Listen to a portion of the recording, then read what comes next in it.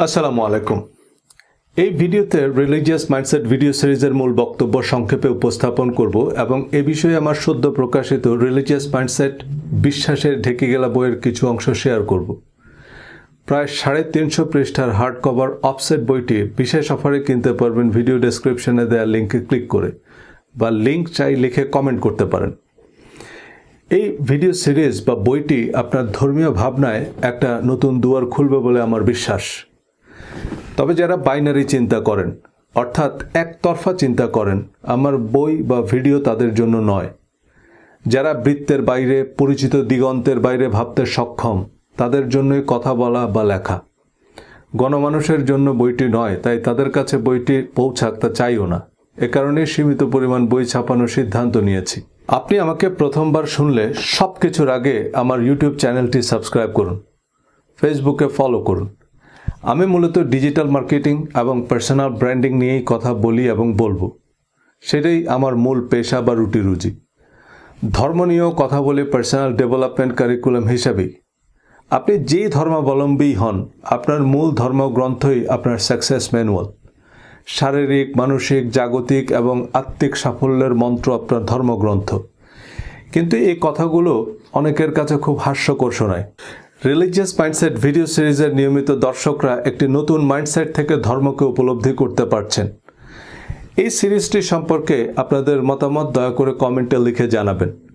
এবং এই ভিডিওটি যেহেতু রিলিজিয়াস মাইন্ডসেট সিরিজের স্কাই ভিউ, তাই এই ভিডিওটি শেয়ার করার জন্য সবাইকে বিশেষভাবে অনুরোধ করব। এই ভিডিওটি আপনারা চাইলে ডাউনলোড করে সম্পূর্ণ ভিডিওটি আপনাদের নিজেদের ইউটিউব চ্যানেল বা ফেসবুক পেজে আপলোড করতে পারেন। তবে কোনো খণ্ডিত অংশ আপলোড করা যাবে না। অঙ্কের ক্লাসে মাঝখানে এসে যেমন কিছুই বোঝা যাবে না, আমার কথাগুলো মাঝখান থেকে শুনলে উল্টা বুঝবেন। রিলিজিয়াস মাইন্ডসেটে নতুন ভিডিও বানানোর ইচ্ছা বা প্রয়োজন খুব একটা নাই, কারণ আমি পার্সোনাল ডেভেলপমেন্ট এবং ডিজিটাল মার্কেটিংয়ে ফোকাস করতে চাই। আর এই প্লেলিস্টে যা ভিডিও আছে, enough to make up my point. Religion নিয়ে আগ্রহ থাকলে আমার ইউটিউব চ্যানেলের রিলিজিয়াস মাইন্ডসেট প্লেলিস্টের ভিডিওগুলো ধারাবাহিকভাবে এবং মনোযোগ দিয়ে শোনার অনুরোধ থাকলো। আর বইটি রেফারেন্স হিসাবে হাতের কাছে রাখবেন। এই বইটি একাধিকবার পড়লেও প্রতিবারই আপনার কাছে নতুন মনে হবে। কিছু ধারণা আমি ইচ্ছা করেই পুনরাবৃত্তি করেছি, কারণ এই প্রশ্নগুলো বিভিন্নভাবে ঘুরে ফিরে পাঠকের মাথায় আসবে। তবে এসব নিয়ে হাটে মাঠে যে কারোর সাথে তর্ক করবেন না, কারণ এই সহজ কথাগুলো বোঝা কিন্তু সহজ নয়। সহজ করে চিন্তা করাই কিন্তু সবচেয়ে কঠিন, কারণ আমরা বিশ্বাসের শক্ত ঢেকে গেলে বসে আছি। অনুরোধের ঢেকে গেলা এই বাংলা বাগধারার অর্থ কারো অনুরোধে ঢেকে গেলার মতো অসম্ভব কঠিন কাজ করা। এমন অসম্ভব কাজ মানুষ কারো অনুরোধে না করলেও ধর্ম বিশ্বাসে করে। পুণ্যের আশায় একসময় সদ্য বিধবা নারী স্বামীর চিতায় আত্মাহুতি দিত। একই আশায় নিরীহ মানুষ হত্যা করতে কথিত পুণ্যার্থীরা আত্মঘাতী হামলা করে। রিলিজিয়াস মাইন্ডসেট বিশ্বাসের ঢেকে গেলা এই বইটি পরিচিত বৃত্তের বাইরে থেকে ধর্মকে মূল্যায়নের একটা চেষ্টা। ধর্ম নিয়ে এই নিরপেক্ষ নির্মোহ বিশ্লেষণ করা খুবই কঠিন, কারণ আমরা প্রতিটা মানুষ ধর্মকে আমাদের ইস্পাত কঠিন রিলিজিয়াস মাইন্ডসেটের ভিত্তিতেই মূল্যায়ন করতে পছন্দ করি। তাই দিন শেষে ধর্ম নিয়ে যে যার অবস্থানেই অনড়। অথচ ধর্ম নিয়ে আলোচিত বিতর্কের বেশিরভাগ বিষয় আসলে ধর্মের সাথে সম্পর্কিতই নয়। এই বইটি কোনো ধর্মীয় ফতোয়া, পরামর্শ বা সিদ্ধান্ত না হলেও ইসলাম ধর্মের প্রধান করণীয় বর্জনীয় সম্পর্কে মুসলিম, অমুসলিম, সেকুলার, এমনকি নাস্তিক সবার ভাবনায় একটা বৈপ্লবিক পরিবর্তন আনবে। সঠিক দৃষ্টিভঙ্গি, সঠিক মাইন্ডসেট থেকে ধর্মকে মূল্যায়ন করতে সাহায্য করবে। ধর্ম এবং ধর্মের আগাছা চিহ্নিত করতে সহায়ক হবে। নাস্তিকদের অনেকে যেমন ধর্মের প্রয়োজনীয়তা উপলব্ধি করবেন, আমরা ধার্মিকরাও বুঝতে পারবো যে ধর্মের নামে আমরা বেশিরভাগ মুসলমান বিভিন্ন অধর্মের বৃত্তে বন্দী। এ বইয়ে পবিত্র কোরআনের আলোকে আমাদের প্রতিদিনের ধর্মচর্চায় নানান অসঙ্গতি তুলে ধরার চেষ্টা করেছি। হালাল, হারাম, অ্যালকোহল, নামাজ, হাদিস, হিজাব, দাড়ি সম্পর্কে কোরআনের বক্তব্য তুলে ধরেছি, যা অনেককে অবাক করবে। তবে আমার কথা নয়, কোরআন খুলে মিলিয়ে নেবেন। হাসরের মাঠে আমাকেও আপনি খুঁজে পাবেন না, আকাশচুম্বী জনপ্রিয় হুজুরকেও খুঁজে পাবেন না। আপনার পরীক্ষা আপনাকেই দিতে হবে। আমার ভিডিও বা বইয়ে আমি নানামুখী উদাহরণ দিয়েছি বোঝানোর সুবিধার্থে, কিন্তু কোনো দল, মত, তরিকার প্রতি আমার কোনো অনুরাগ বা বিরাগ নেই। অমুসলিম, এমনকি নাস্তিকদের নিয়েও আমার কোনো আপত্তি নাই, কোনো অভিযোগ অনুযোগ নাই। তাই আপনি হাদিস, ফেকা, পীর, ফকির, ওঝা, টিয়া পাখি যাই বিশ্বাস করেন, আপনার প্রতি আমার পূর্ণ সম্মান আছে। কাউকে কষ্ট দেওয়া আমার উদ্দেশ্য নয়, তবে কেউ আহত হলে তা নিতান্তই ক্রসফায়ার বলে বিবেচিত হবে। কোরআনে আল্লাহ যতবার বেহেশতের প্রতিশ্রুতি দিয়েছেন, ততবারই বিশ্বাস ও সৎকর্মের পূর্বশর্ত দিয়েছেন। এই বিশ্বাস ও সৎকর্মের বিস্তারিত তালিকাও কোরআনে বলে দিয়েছেন, কিন্তু আমাদের পরিচিত ইসলামের সাথে সে তালিকার সম্পর্ক খুব একটা নাই বললেই চলে। কোরআনের বিশ্বাস ও সৎকর্মের তালিকা যদি আমাদের প্রতিদিনের ধর্মচর্চার ভিত্তি হতো, তবে ইসলাম ধর্মের কোনো প্রচারণার প্রয়োজন পড়তো না, বিতর্কের তো প্রশ্নই উঠত না। কোরআনের মূলনীতি বিশ্বাস ও সৎকর্মের সাথে সম্পর্কহীন, সমাজ সংসারে গুরুত্বহীন কিছু রীতিরেওয়াজ আমরা ধর্ম হিসাবে পালন করি।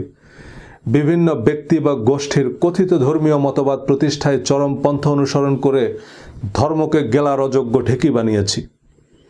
কোরআনের শাশ্বত সৌন্দর্য, সরল পথ ভুলে মুসলমানরা আজ দলে দলে বিভক্ত। অথচ এই কোরআন আরবের ক্ষুদ্র ক্ষুদ্র গোত্রগুলোকে একত্রিত করে সারা পৃথিবীর অনুকরণীয় আদর্শ এবং অজেয় পরাশক্তি বানিয়েছে।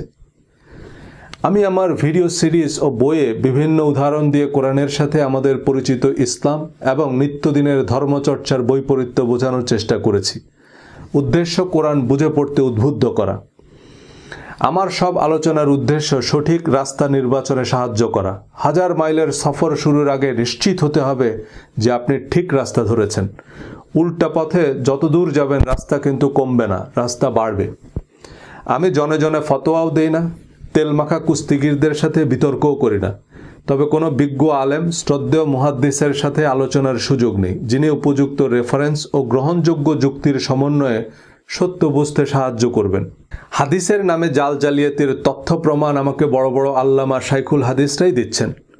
ওনারা বলতে পারেন না আহলে আবু জেহেলদের ভয়ে, তাই আমাকে বলতে অনুরোধ করেছেন। তবে আমার বা কারো কথায় বিভ্রান্ত হওয়ার দরকার নেই।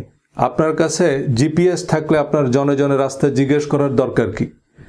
আমি শুধু বলছি কোন জিপিএস 100% অ্যাকুরেট। অনেকেই অবশ্য বলা শুরু করেছেন যে শুধু কোরআন অনুসরণ করলে ইসলাম ধর্মের আর কিছুই থাকে না। হ্যাঁ, একথা সত্য যে আমাদের পরিচিত ইসলামের সাথে কোরআনের উল্লেখযোগ্য সম্পর্ক নাই। এই ইসলাম যে কোরআনের ইসলাম নয়, হজরত মুহাম্মদ সাল্লাল্লাহু আলাইহি সাল্লামের ইসলাম নয়, সোনালী যুগের ইসলাম নয়, তা এই বই থেকে পরিষ্কার বুঝতে পারবেন ইনশাল্লাহ। বুঝতে পারবেন চলে সব উল্টো পথে, উল্টো রথে, উল্টো বেশে। সোজা পথ পৌড়ে পায়ে, সোজা পথে কেউ চলে না। বাঁকা পথ জ্যাম হরদম, জমজমাট ভিড় কমে না। ধর্ম সম্পর্কে এক জীবনে খুব বেশি কিছু জানা সম্ভব নয়, তবে ধর্ম নিয়ে আমাদের কৌতূহলের অন্ত নেই। ধর্মীয় কারণ ছাড়াও রাজনীতি, অর্থনীতি, জীবন জীবিকার প্রতিটি পরতে পরতে মিশে আছে ধর্ম। যারা ধর্মে বিশ্বাস করেন না তাদেরও ধর্ম নিয়ে আগ্রহ কম নয়। আমার শিক্ষা জীবনের শুরুটা মাদ্রাসায়, তবে যে কোনো কারণেই মাদ্রাসায় পড়ার সময়টাতে আমার ধর্ম নিয়ে খুব ইতিবাচক অভিজ্ঞতা হয়নি। ধর্মকে মনে হয়েছে জীবনের সাথে সম্পর্কহীন, প্রজন্ম থেকে প্রজন্মে চলমান কিছু মুখস্থ রীতিরেওয়াজ। আশেপাশের মানুষদের মধ্যে দেখেছি ধর্মের কথার সাথে তাদের কাজের খুব একটা মিল নাই। পরবর্তীতে আমি ঢাকা বিশ্ববিদ্যালয়ে আন্তর্জাতিক সম্পর্ক বিভাগে পড়তে গিয়ে প্রতিটা মুহূর্তেই মনে হয়েছে জাতীয় এবং আন্তর্জাতিক রাজনীতির অন্যতম প্রধান উপকরণ ধর্ম। একবিংশ শতাব্দীর এই বিজ্ঞান ও প্রযুক্তির জয়যাত্রায় এই উত্তরাধুনিক বিশ্ব ব্যবস্থায় ধর্মের আধিপত্য বেশ স্পষ্ট। ইউনিভার্সিটিতে এবং পরবর্তীতে আমেরিকায় অনেক সৎ, মহৎ, বিশ্বস্ত এবং সত্যিকারের ভালো মানুষ দেখেছি। এরা ধর্মে বিশ্বাস করে না বা কার্যত ধর্ম চর্চা করে না, কিন্তু তারা ধর্মের মানদণ্ডে উত্তীর্ণ। তারা ধর্মের কঠিনটা করছে, শুধু পোশাকি, রীতিরেওয়াজ আর বিশ্বাসের ভনিতারাই। এদের বেশিরভাগ ধর্মে বিশ্বাস করে না, কারণ ধর্ম সম্পর্কে তাদের যে অভিজ্ঞতা তা ধর্ম সম্পর্কে একটা ভুল বার্তা। প্রসঙ্গত বলে রাখি, আমাদের আলেম উস্তাদদের মধ্যেও অনেক মুত্তাকি, মুখলেস, পরহেজগার ও গুণী ইসলামিক স্কলার আছেন যারা সত্যিকারের ধর্ম চর্চা করেন। তারা সর্বজন শ্রদ্ধেয় এবং আমাদের সকলের জন্য অনুকরণীয় আদর্শ। আস্তিক নাস্তিক বিতর্ক দিয়ে শুরু করা যাক। এখন বিজ্ঞানের যুগ। জ্ঞানের প্রতিটা শাখায় চলছে জানার অবিরাম চেষ্টা। বিশেষায়িত গবেষণা নির্ভর এবং প্রমাণ সাপেক্ষ তথ্যই এখনকার দুনিয়ায় গ্রহণযোগ্য। সঙ্গত কারণেই বিশ্বাসভিত্তিক ধর্ম প্রতিনিয়ত বিজ্ঞানের নানান চ্যালেঞ্জের মুখোমুখি হচ্ছে।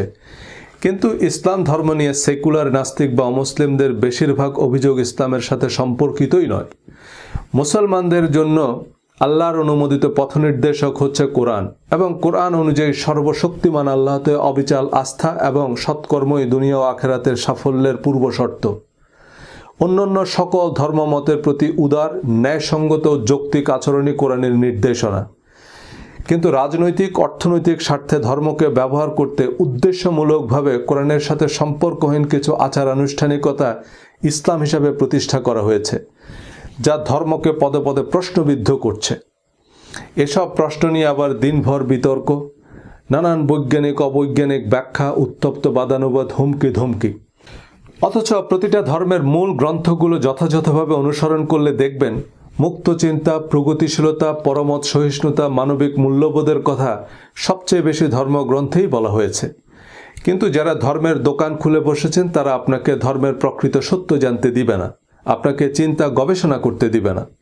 ধর্ম বিষয়ক কোনো ব্যাখ্যাকে বৈজ্ঞানিক না অবৈজ্ঞানিক হিসাবে নিব তা প্রাথমিকভাবে নির্ভর করে আমাদের এক্সিস্টিং ধর্মীয় বিশ্বাস বা রিলিজিয়াস মাইন্ডসেটের উপর। পৃথিবীর সব মানুষের কাছেই, এমনকি নাস্তিকদের কাছেও তাদের ধর্মীয় বিশ্বাস বিজ্ঞান ভিত্তিক, সার্বজনীন সত্য। কিন্তু বিজ্ঞান মানে যেটা আমরা বিশেষভাবে জানি, যে সম্পর্কে আমাদের কাছে এভিডেন্স আছে, আর বিশ্বাস হচ্ছে যে সম্পর্কে আমাদের কোনো জ্ঞান নেই বা আমাদের কাছে কোনো প্রমাণপত্র নেই, তবুও সত্য বলে মেনে নিয়েছি। বিশ্বাসের সাথে বিজ্ঞানের পার্থক্য নিয়ে আস্তিক নাস্তিক অনেকেই আমার কিছুটা দ্বিধাবিভক্ত মনে হয়েছে। অনেকে বিজ্ঞানের দোকান খুলে ধর্মকে বৈজ্ঞানিকভাবে প্রমাণের চেষ্টা করেন, কিন্তু যেটা প্রমাণিত তা তো আর বিশ্বাস নয়, তার নাম বিজ্ঞান বা হিকমা। আল্লাহ কিছু জিনিসের প্রতি ঈমান বা বিশ্বাস করতে বলেছেন, ইলম বা জানতে বলেননি, প্রমাণও করতে বলেননি। আল্লাহর অস্তিত্ব, আসমানি কিতাব, পরকাল, ফেরেশতাদের সম্পর্কে আমরা কিছুই জানি না এবং আমাদের জীবদ্দশায় জানা সম্ভবও হবে না। কিন্তু আমাদেরকে কি জানতে বলা হয়েছে না বিশ্বাস করতে বলা হয়েছে? বিশ্বাস। আল্লাহর অস্তিত্ব প্রমাণ করতে হলে সেটা আল্লাহই সবচেয়ে ভালো করতে পারতেন। তিনি সরাসরি মানব জাতির উদ্দেশ্যে ভাষণ দিতে পারতেন। আল্লাহ আমাদের বিশ্বাস করতে বলেছেন, সো আমাদের কাজ বিশ্বাস করা। আল্লাহর অস্তিত্ব, ফেরেশতাদের অস্তিত্ব প্রমাণ করে বেড়ানো নয়। ঈমান, বিশ্বাস বা বিলিফ শব্দগুলোর অর্থই হচ্ছে যা জানি না বা যে ব্যাপারে আমাদের কাছে কোনো এভিডেন্স নাই তা সত্য বলে মেনে নেয়া। অবশ্যই সে বিশ্বাসের কিছু যৌক্তিক কারণ আছে, কিন্তু বিশ্বাস বা অবিশ্বাস কোনোটাই প্রমাণ করা যায় না। বিজ্ঞান মানে কোনো অতিপ্রাকৃতিক তেলেসমতি ব্যাপার না। সোজা বাংলায় বিজ্ঞান মানে বিশেষ জ্ঞান, কোনো বিষয়কে বিশেষভাবে জানা। ধর্মকে বুঝতে হলে ধর্ম সম্পর্কে বিশেষভাবে জানার চেষ্টা করতে হবে। শুধু শুধু টলেমি, কোপার্নিকাস, ডারউইন, মারউইন কপচালেই একটা বিরাট বৈজ্ঞানিক আলোচনা হয়ে গেল, এমনটা আমার মনে হয় না। ডারউইনকে ভুল প্রমাণ করলে ঈশ্বরের অস্তিত্ব প্রমাণ হয়ে যাবে কিভাবে? আমেরিকার বড় বড় চার্চ, হার্ভার্ড ইউনিভার্সিটির ধর্মতত্ত্বের অধ্যাপকরা ডারউইনের তত্ত্বকে বাইবেলের সাথে সাংঘর্ষিক বলেনি, বরং অনেক ধর্মতাত্ত্বিক ডারউইনের তত্ত্বকে স্বাগত জানিয়েছেন। যে বিবর্তনের যে প্রক্রিয়া ডারউইন ব্যাখ্যা করেছেন, this is the natural way how god creates life. কিন্তু পরবর্তীতে থমাস হ্যাক্সলি বানরের বিবর্তনের মাধ্যমে মানুষের আকৃতির যে ক্যারিকেচার তৈরি করেন, এটা হয়ে গেল বিবর্তনবাদের প্রতীক। আর ডারউইনিজম মানে দাঁড়ালো মানুষ বানর ছিল। আবার ডারউইন যাই বলেছে তা তার জন্য এবং সংশ্লিষ্ট ডিসিপ্লিনের যারা ছাত্র, শিক্ষক, গবেষক তাদের জন্য বিজ্ঞান, কারণ সে বিষয়ে তাদের বিস্তর গবেষণালব্ধ বিশেষ জ্ঞান আছে। কিন্তু সে বিষয়ে বিশেষ জ্ঞান তো দূরে থাক, কোনো জ্ঞানই তো আমার নাই। এখন কোনো ব্যক্তিগত বিচার বিশ্লেষণ ছাড়া নাসা, হকিংস, ডারউইন, কোপার্নিকাসের নিঃশর্ত বিশ্বাস স্থাপন কি বৈজ্ঞানিক?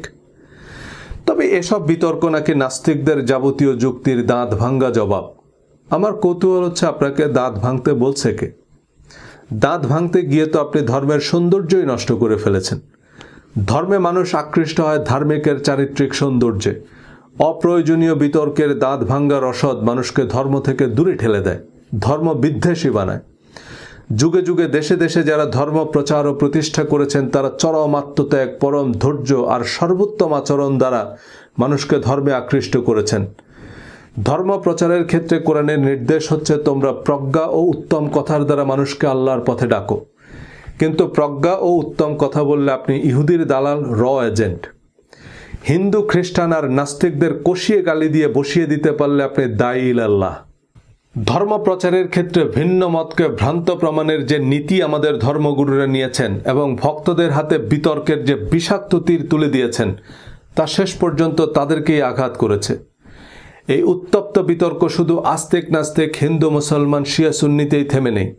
জাকির নায়েক, মাওলানা মওদুদী, নোমান আলী, ইয়াসির কাদি, ডক্টর আবদুল্লাহ জাহাঙ্গীর, আব্বাসী, আজহারি সবাইকেই ভ্রান্ত, ভ্রষ্ট, কাফের, মুনাফেক, মুনকারিনে হাদিস, দালাল, জঙ্গি এমন গালিগালাজ শুনতে হচ্ছে।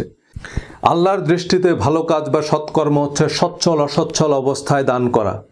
যাদের উপর রাগ ঝাড়তে পারবেন বা রাগ করার খুব যৌক্তিক কারণ আছে, যাদের চাইলে শায়েস্তা করতে পারবেন বা শায়েস্তা করা উচিত, তাদের আল্লাহর ওয়াস্তে ক্ষমা করে দেয় এই সৎকর্ম। রাত জেগে তাহাজ্জুদের নামাজ পড়া সহজ, কিন্তু অসচ্ছল অবস্থায় দান করা, সে দানের প্রচার বা খোটা না দেয়া, সর্বাবস্থায় প্রতিশ্রুতি রক্ষা করা, বিশেষ পরিস্থিতিতে রাগ দমন করা, সব মানুষকে নিঃশর্ত ক্ষমা করা, সংকটে সংগ্রামে ধৈর্য ধারণ করা এভারেস্ট জয় করার চেয়েও কঠিন। আর এই অগ্নি পরীক্ষায় উত্তীর্ণরাই জান্নাতের সুসংবাদ প্রাপ্ত। 5 বার উজুর পর শাহাদা পাঠ করলেই জান্নাতের 8টি দরজা খুলে দেওয়া হবে এমন প্রতিশ্রুতি আল্লাহ কোরআনে দেননি, এবং নবীজিকে এই জাতীয় কোনো কথা বলতেও বলেননি। একইভাবে অবিশ্বাস, অনাস্থা ও অসৎকর্মই নরকের পথে নিয়ে যাবে।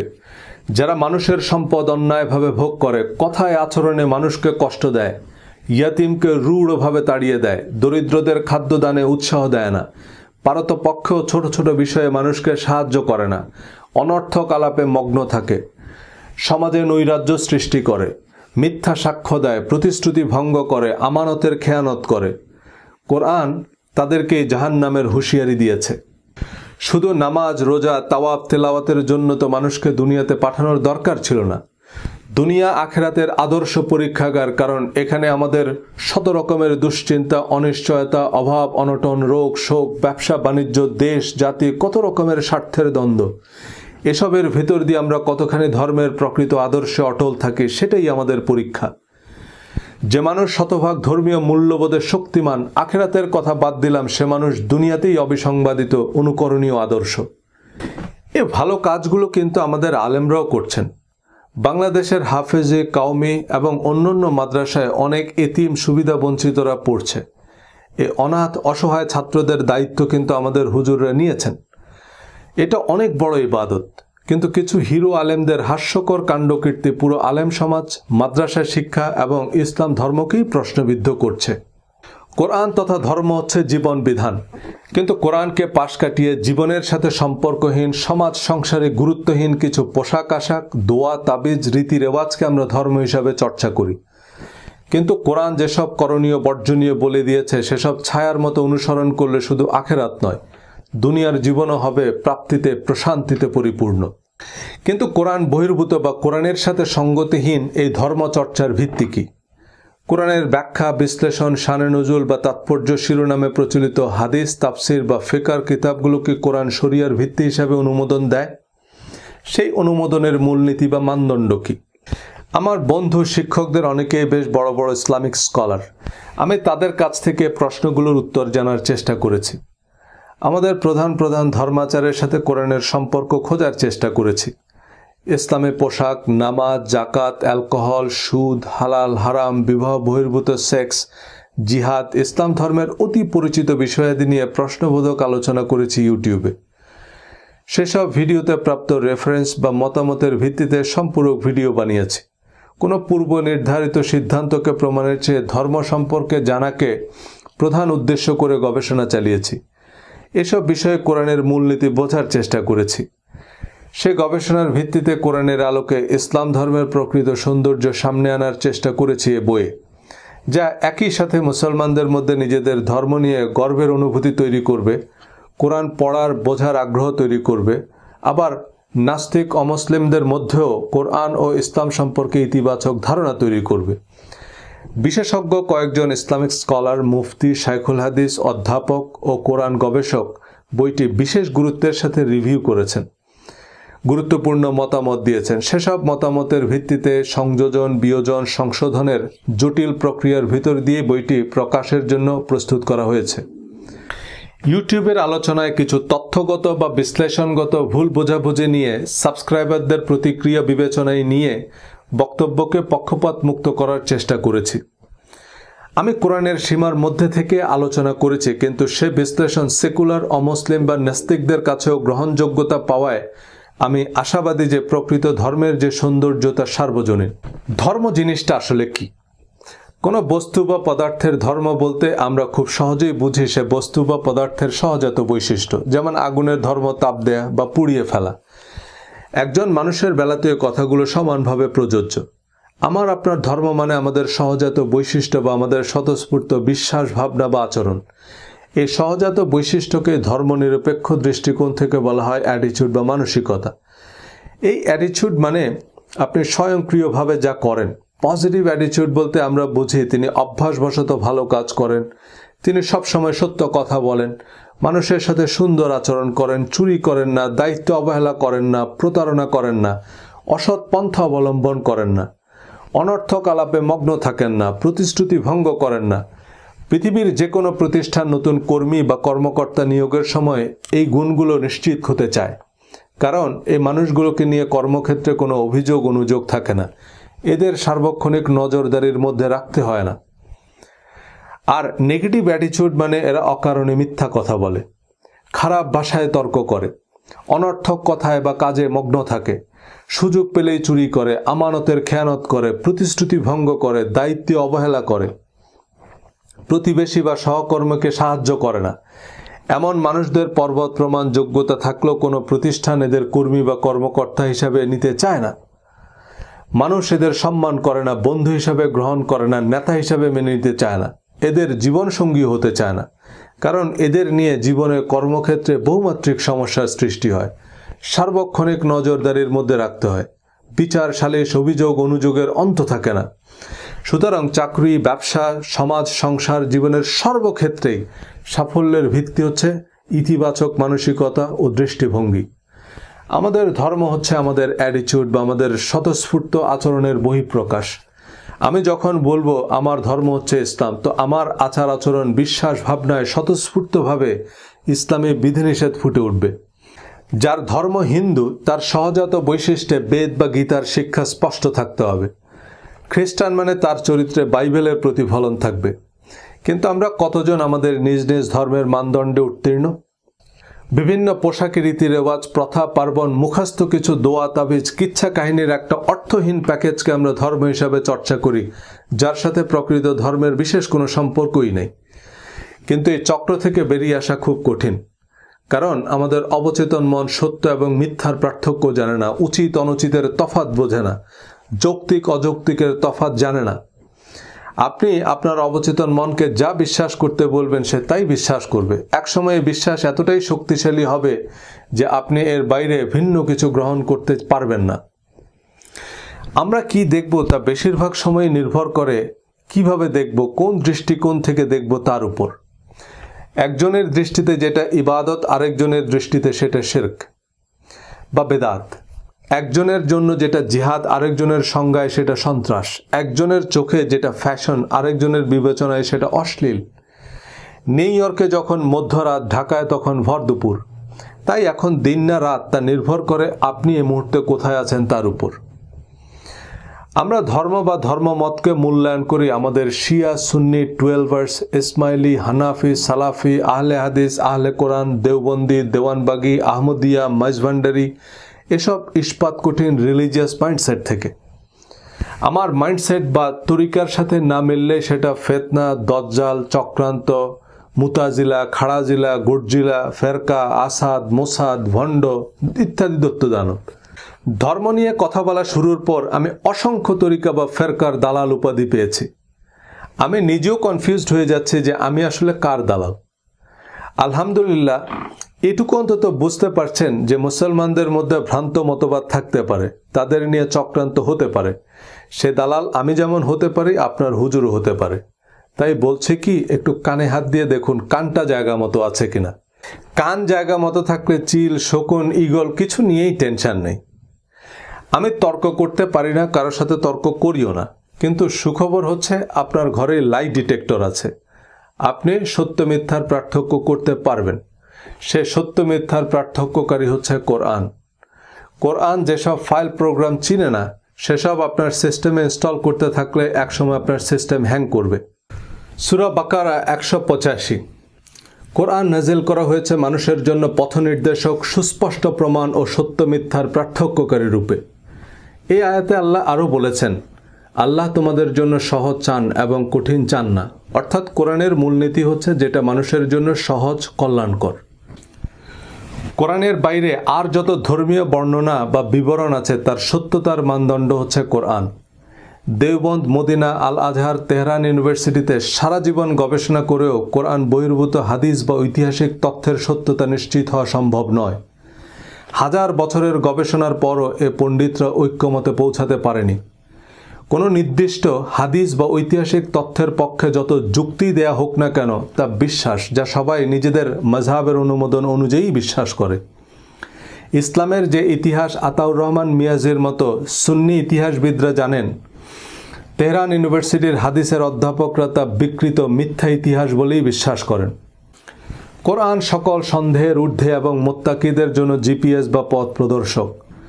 কোরআনে আল্লাহ বহুবার বলেছেন, আমি তো কোরআনকে সহজ করে দিয়েছি উপদেশ গ্রহণের জন্য। আল্লাহ নবীকে বলেছেন, আমি তোমার উপর এই কিতাব নাজিল করেছি সকল বিষয়ের সুস্পষ্ট বিবরণ এবং মুসলমানদের জন্য গাইডেন্স, ক্ষমা ও সুসংবাদ হিসাবে। অনেকেই কোরআনের অনেক রূপক, উপমা, রহস্যময় আয়াতকে পুঁজি করে প্রশ্ন করেন যে কোরআন থেকে এসব আয়াতের অর্থ বোঝা সম্ভব নয়। খুবই যৌক্তিক, কিন্তু তা আমাদের বোঝার প্রয়োজনও নেই। আল্লাহ পবিত্র কোরআনে বলেছেন, তিনি তোমার উপর কিতাব নাজিল করেছেন, তার মধ্যে রয়েছে মুহকাম আয়াতসমূহ, যেগুলো কিতাবের মূল, আর অন্যগুলো মুতাশাবিহ। ফলে যাদের অন্তরে রয়েছে সত্য বিমুখ প্রবণতা, তারা ফিতনার উদ্দেশ্যে এবং ভুল ব্যাখ্যার অনুসন্ধানে মুতাশাবিহ আয়াতগুলোর পিছনে লেগে থাকে, অথচ আল্লাহ ছাড়া কেউ এর ব্যাখ্যা জানে না। অর্থাৎ কোরআনের মুহকাম, হুকুম, আহকাম বা বিধিবিধান সংক্রান্ত আয়াতগুলো সহজ এবং স্পষ্ট। সূরা বাকারার ১৮৫ এবং ১৮৭ এ দুটি আয়াত যে কোনো অমুসলিমকে দিলেও সে রোজার বিস্তারিত বিধিবিধান বলে দিতে পারবে। সূরা বাকারা ১৮৭ নং আয়াতের শেষে আল্লাহ তাই বলছেন, এভাবেই আল্লাহ তার আয়াতসমূহ মানুষের জন্য স্পষ্ট করেন যাতে তারা সৎকর্মশীল হতে পারে। কোরআনের বিধিবিধান আপনি পরিষ্কার বুঝবেন, কিন্তু আপনি যে বুঝেন নাই বা বিষয়টা যে এত সহজ নয়, এ হাইকোর্ট দেখাতে বাদশাহ আলমগীরের ফতোয়া পিডিয়া লাগবে, যাতে শত শত ফিকহ কিতাবের পরস্পর বিরোধী রায় আছে। কোরআনের মুতাশাবিহ আয়াতগুলোর অর্থ আল্লাহ ছাড়া কেউ জানে না, কিন্তু যাদের অন্তরে রয়েছে সত্য বিমুখ প্রবণতা, তারা এই মুতাশাবিহ আয়াতগুলোর মন গড়া ব্যাখ্যা দিয়ে আল কায়দা বানাচ্ছে। ধর্মের নিত্য নতুন দোকান খোলে, অমুক আয়াতের অর্থ নবী নূরের তৈরি, সুতরাং এটা বিশ্বাস না করলে সে কাফের, কাফেরের পিছে নামাজ পড়লে নামাজ হবে না, সুতরাং নূর পার্টির আলাদা মসজিদ বানানো লাগবে। অথচ নবী নূরের তৈরি না মাটির তৈরি আল্লাহই ভালো জানেন, আমাদের আদার ব্যাপারে জাহাজের খবর নেওয়ার দরকার কি? এই রূপক মুতাশাবিহ আয়াতের অযাচিত ব্যাখ্যা দিয়ে ধর্মকে গেলার অযোগ্য ঢেকি বানানো হয়েছে। এটা বিশ্বাস করলে কাফের, আবার না বিশ্বাস করলেও কাফের। ইমাম আবু হানিফা কাঁকড়া খাওয়াকে হারাম বলেছেন, সুতরাং কাঁকড়া খাওয়া হারাম, আর হারামকে হালাল মনে করলে সে কাফের। আবার আরেক ইমাম কাঁকড়া খাওয়াকে হালাল ফতোয়া দিয়েছেন, তো সেই ইমাম কাফের হননি? শেষ পর্যন্ত আমাদের সামনে অপশন হচ্ছে, আমরা কি মাদানী হুজুরকে মানব না আজহারি হুজুরকে মানব। কোরআনে আল্লাহ বলেছেন, হে মানুষেরা, তোমরা সকলে তোমাদের নিকট তোমাদের প্রভুর কাছ থেকে যা নাজিল হয়েছে তার অনুসরণ করো এবং তাকে ছাড়া অন্য কিছু অনুসরণ করো না। মৃত্যুদণ্ডের বিধানসহ ইসলামী শরিয়ার অসংখ্য দণ্ডবিধি আছে যার ভিত্তি কোরআন নয়। রাসূলের অনুসরণের মোড়কে দিন শেষে বাদশাহ আলমগীরের দ্বীনি আলমগীরি অনুসরণ করছি। আল্লাহ কোরআনে বলেছেন, হে নবী, আপনি বলুন, তোমাদের এবং আমার মধ্যে আল্লাহ সাক্ষী, আমার উপর এই কোরআন অবতীর্ণ হয়েছে যাতে আমি এই কোরআন অনুযায়ী তোমাদের এবং যাদের কাছে এই কোরআন পৌঁছায় তাদের সতর্ক করতে পারি। সুতরাং রাসূলের অনুসরণ মানে কোরআনের নিরবিচ্ছিন্ন অনুসরণ। ইসলাম ধর্ম বলতে আমরা বেশিরভাগ মানুষ যা বুঝি, ফরজ, ওয়াজিব, সুন্নত, মুস্তাহাব, মাকরু, হারাম, এক কথায় যাবতীয় প্রচলিত ও পরিচিত ধর্মীয় রীতিরেওয়াজের বেশিরভাগেরই অন্যতম প্রধান ভিত্তি হচ্ছে কথিত হাদিস এবং ফিকহ। নবীজির হাদিসের বরাত দিয়ে সব ফরজ, হারাম প্রবর্তন করা হলেও কোরআনে আল্লাহ বলেছেন, হে নবী, আপনি বলুন, তোমাদের প্রতি যা অবতীর্ণ হয়েছে তাতে তোমরা কোনো কিছুকে হালাল এবং কোনো কিছুকে হারাম বলার কোনো সুযোগ আছে? বলুন, আল্লাহ তোমাদের সে অনুমতি দিয়েছে না তোমরা আল্লাহর নামে কিছু বানিয়েছ? সূরা তাহরিমের শুরুতে আল্লাহ নবীকে বলছেন, হে নবী, আল্লাহ তোমার জন্য যা হালাল করেছেন তুমি কেন তা তোমার জন্য হারাম করছো? হালালকে হারাম বলার অনুমতি আল্লাহ নবীকে না দিলেও ফুকাহায়ে কেরামকে দিয়েছেন। কোরআন সম্পূর্ণ, পরিপূর্ণ এবং অনুমোদিত জীবন বিধান। কোরআন তার নিরবিচ্ছিন্ন অনুসারীদের এক যুগেরও কম সময়ে ধুলামলিন বেদুইন থেকে সারা পৃথিবীর অবিসংবাদিত অধিপতি বানিয়ে প্রমাণ করেছে কোরআন সকল সন্দেহের ঊর্ধ্বে সাফল্যের চিরন্তন পথ প্রদর্শক। কোরআনের সহায়ক বা শরিয়ার উৎস হিসেবে বিবেচিত হাদিস ও ফিকহ স্বরূপ সম্পর্কে আমার ইউটিউব চ্যানেলে বিশদ আলোচনা করেছি, যা অনেককে বিস্মিত করেছে, আবার অনেককে বিরক্ত করেছে। হাদিস বলতে বোঝাচ্ছে বুখারী, মুসলিম, তিরমিজি, আবু দাউদ, নাসাই, ইবনে মাজাহ এসব হাদিস গ্রন্থে বর্ণিত হাদিস। আর ফিকহ মানে ইমাম আবু হানিফা, শাফি, মালিক, আহমদ ইবনে হাম্বলের ফাতোয়া বা মত। কিন্তু এসব হাদিস বা ফিকহ সিদ্ধান্ত পালনের বাধ্যবাধকতা কতটুকু? এসব হাদিস এবং ফিকহ গ্রন্থের স্বীকৃতি বা অনুমোদনের ভিত্তি কি তা বিশ্লেষণ করেছি। ইউটিউবে অনেকেই বিক্ষিপ্তভাবে বা বিচ্ছিন্নভাবে কোনো একটি ভিডিও দেখে প্রতিক্রিয়া দেখিয়েছেন। আমিও চাই না আমার ভিডিওগুলো মানুষ বিক্ষিপ্তভাবে দেখুক বা নেতিবাচক ক্যাপশন দিয়ে শেয়ার করুক, যা বিভ্রান্তি তৈরি করবে। কিন্তু আমি তো ইউটিউবকে বলতে পারি না যে আমার প্রথম ভিডিও দেখেনি সেজন্য আমার দ্বিতীয় ভিডিও দেখতে না পারে। আমি যদিও একটি প্লেলিস্টে সবগুলো ভিডিও সাজিয়ে দিয়েছি, এই ভিডিওর ডেসক্রিপশনে লিঙ্ক আছে, কিন্তু অনেকেই ধারাবাহিকভাবে বোঝার উদ্দেশ্যে শুনেন না, দাঁত ভাঙ্গা জবাব দেওয়ার উদ্দেশ্যে শুনেন। এই বইয়ে আমি আমার বক্তব্যকে আরও ধারাবাহিকভাবে সাজিয়েছি। আমার ভিডিওতে বা বইয়ে যদি কোনো তথ্যগত বা বিশ্লেষণগত ভুল ভ্রান্তি বা বিকল্প অনুবাদ বা ভিন্ন মত থাকে তা কমেন্টে জানাবেন, আমি নির্দ্বিধায় সংযোজন করব। কিন্তু আপনি মানুষকে বিভ্রান্ত করছেন এমন বিভ্রান্তিকর কমেন্ট করলে দয়া করে আপনার তরিকা উল্লেখ করবেন, তাহলে অন্তত বুঝবো যে শিয়া, আহমদিয়া, দেওয়ানবাগি কারা কারা আমার কথায় বিভ্রান্ত হচ্ছেন। বেশিরভাগ মানুষ হাদিস বলতে বোঝেন নবীজি সাল্লাল্লাহু আলাইহি সাল্লামের বাণী। এ কারণে কোনো নির্দিষ্ট হাদিস না মানার অর্থ করেন নবী মানে না। কত বড় কথা! নবী না মানলে সে মুসলমান হয় কি করে? হাদিস শব্দের অর্থ কথা বা স্টেটমেন্ট। যেমন কোরআনের আয়াতকে আল্লাহ হাদিস বলেছেন। কোরআন আল্লাহর হাদিস বা আল্লাহর বাণী, যার রাবি বা বর্ণনাকারী হচ্ছেন এমন একজন রাসূল যার বিশ্বস্ততা ও সত্যবাদিতার গ্যারান্টার স্বয়ং আল্লাহ। নবীজির হাদিস মানে নবীজি সাল্লাল্লাহু আলাইহি সাল্লামের কথা যা সাহাবীরা বর্ণনা করেছেন। সাহাবীদের কথা মানে সাহাবীদের হাদিস। আবু জেহেলের হাদিস মানে আবু জেহেলের কথা যা পূর্ববর্তী নবী রাসূলদের বরাত দিয়ে তারা সমাজে প্রতিষ্ঠা করেছে। হযরত ইব্রাহিম আলাইহিস সালামের বরাত দিয়েই তারা ল্যাংটা হয়ে কাবা তাওয়াফ করত। শয়তানের হাদিস মানে শয়তানের কথা। লাহওয়াল হাদিস মানে ফালতু কথা। হাদিসের একাডেমিক পরিভাষা হচ্ছে খবর। খবর মানে খুব সহজ, নিউজ। হাদিস বর্ণনাকারী সাহাবীকে ইংরেজিতে বলে রিপোর্টার, যেমন রিপোর্টেড বাই আবু হুরায়রা রাদিয়াল্লাহু তাআলা আনহু। হাদিস সংকলক ইমাম অনেকটা সম্পাদকের মতো, যিনি খবরের সত্যতা যাচাই বাছাই করে প্রকাশ করবেন। কিন্তু হাদিস বা খবর সত্য, মিথ্যা, উদ্দেশ্য প্রণোদিত যে কোনো কিছুই হতে পারে। হাদিস বর্ণনাকারী সাহাবী বা সংকলনকারী ইমামদের নাম বা অনুমোদন কোরআনে নাই। হাদিস বর্ণনাকারী সাহাবী বা সংকলনকারী ইমাম এবং প্রজন্ম থেকে প্রজন্মে যাদের মাধ্যমে আমাদের কাছে পৌঁছেছে তাদের সকলের সত্যবাদিতা ও বিশ্বস্ততার গ্যারান্টার হচ্ছেন আমাদের মাদানী, আব্বাসী বা আজহারি হুজুর। কোরআনে অনির্দিষ্টভাবেও কাউকে নবীজির কোরআন বহির্ভূত হাদিস বা আনঅফিশিয়াল স্টেটমেন্ট সংগ্রহের নির্দেশ দেওয়া হয়নি, এবং সুনির্দিষ্টভাবে কোনো সাহাবের নাম, পরিচয়, বিশ্বস্ততা ও সত্যবাদিতার নিশ্চয়তা দেওয়া হয়নি। বরং কোরআনে আল্লাহ বলেছেন, মদিনাবাসীদের মধ্যে অনেক মুনাফিক আছে, তুমি তাদেরকে চিনো না, আমি তাদেরকে চিনি। নবীজি সাল্লাল্লাহু আলাইহি সাল্লামের সময়ের মুসলমানদের মধ্যে কারা মুনাফিক ছিল তা নবীজিও জানতেন না। কিন্তু আমাদের আজহারি বা আব্বাসী হুজুররা এতটাই নিশ্চিত যে তাদের বর্ণনাকে নবীজির কথা হিসেবে বিশ্বাস না করলে সে কাফের। এই গ্যারান্টি অনেকটা বিল গেটসের $20 বিলিয়ন ঋণ আবেদনে আমার আপনার গ্যারান্টার হওয়ার মতো, যে বিল গেটস দেউলিয়া হয়ে গেলে টাকা আমি দেব। আমি কোত্থেকে দেব জানি না। বিল গেটস দেউলিয়া হয়ে গেলে এই গ্যারান্টারকে খুঁজে পাবেন? কোরআনের সহায়ক হাদিস আমাদের দরকার। হাদিস, ইতিহাস, সিরাত, সাহিত্য ছাড়া কোরআনের কনটেক্সট বোঝা কঠিন। যেমন পত্রিকা বা টিভি নিউজ আদালতকে কোনো ঘটনার পরিপ্রেক্ষিত বুঝতে সাহায্য করে, কিন্তু পত্রিকার রিপোর্ট আদালতে এভিডেন্স হিসাবে গ্রহণযোগ্য নয়।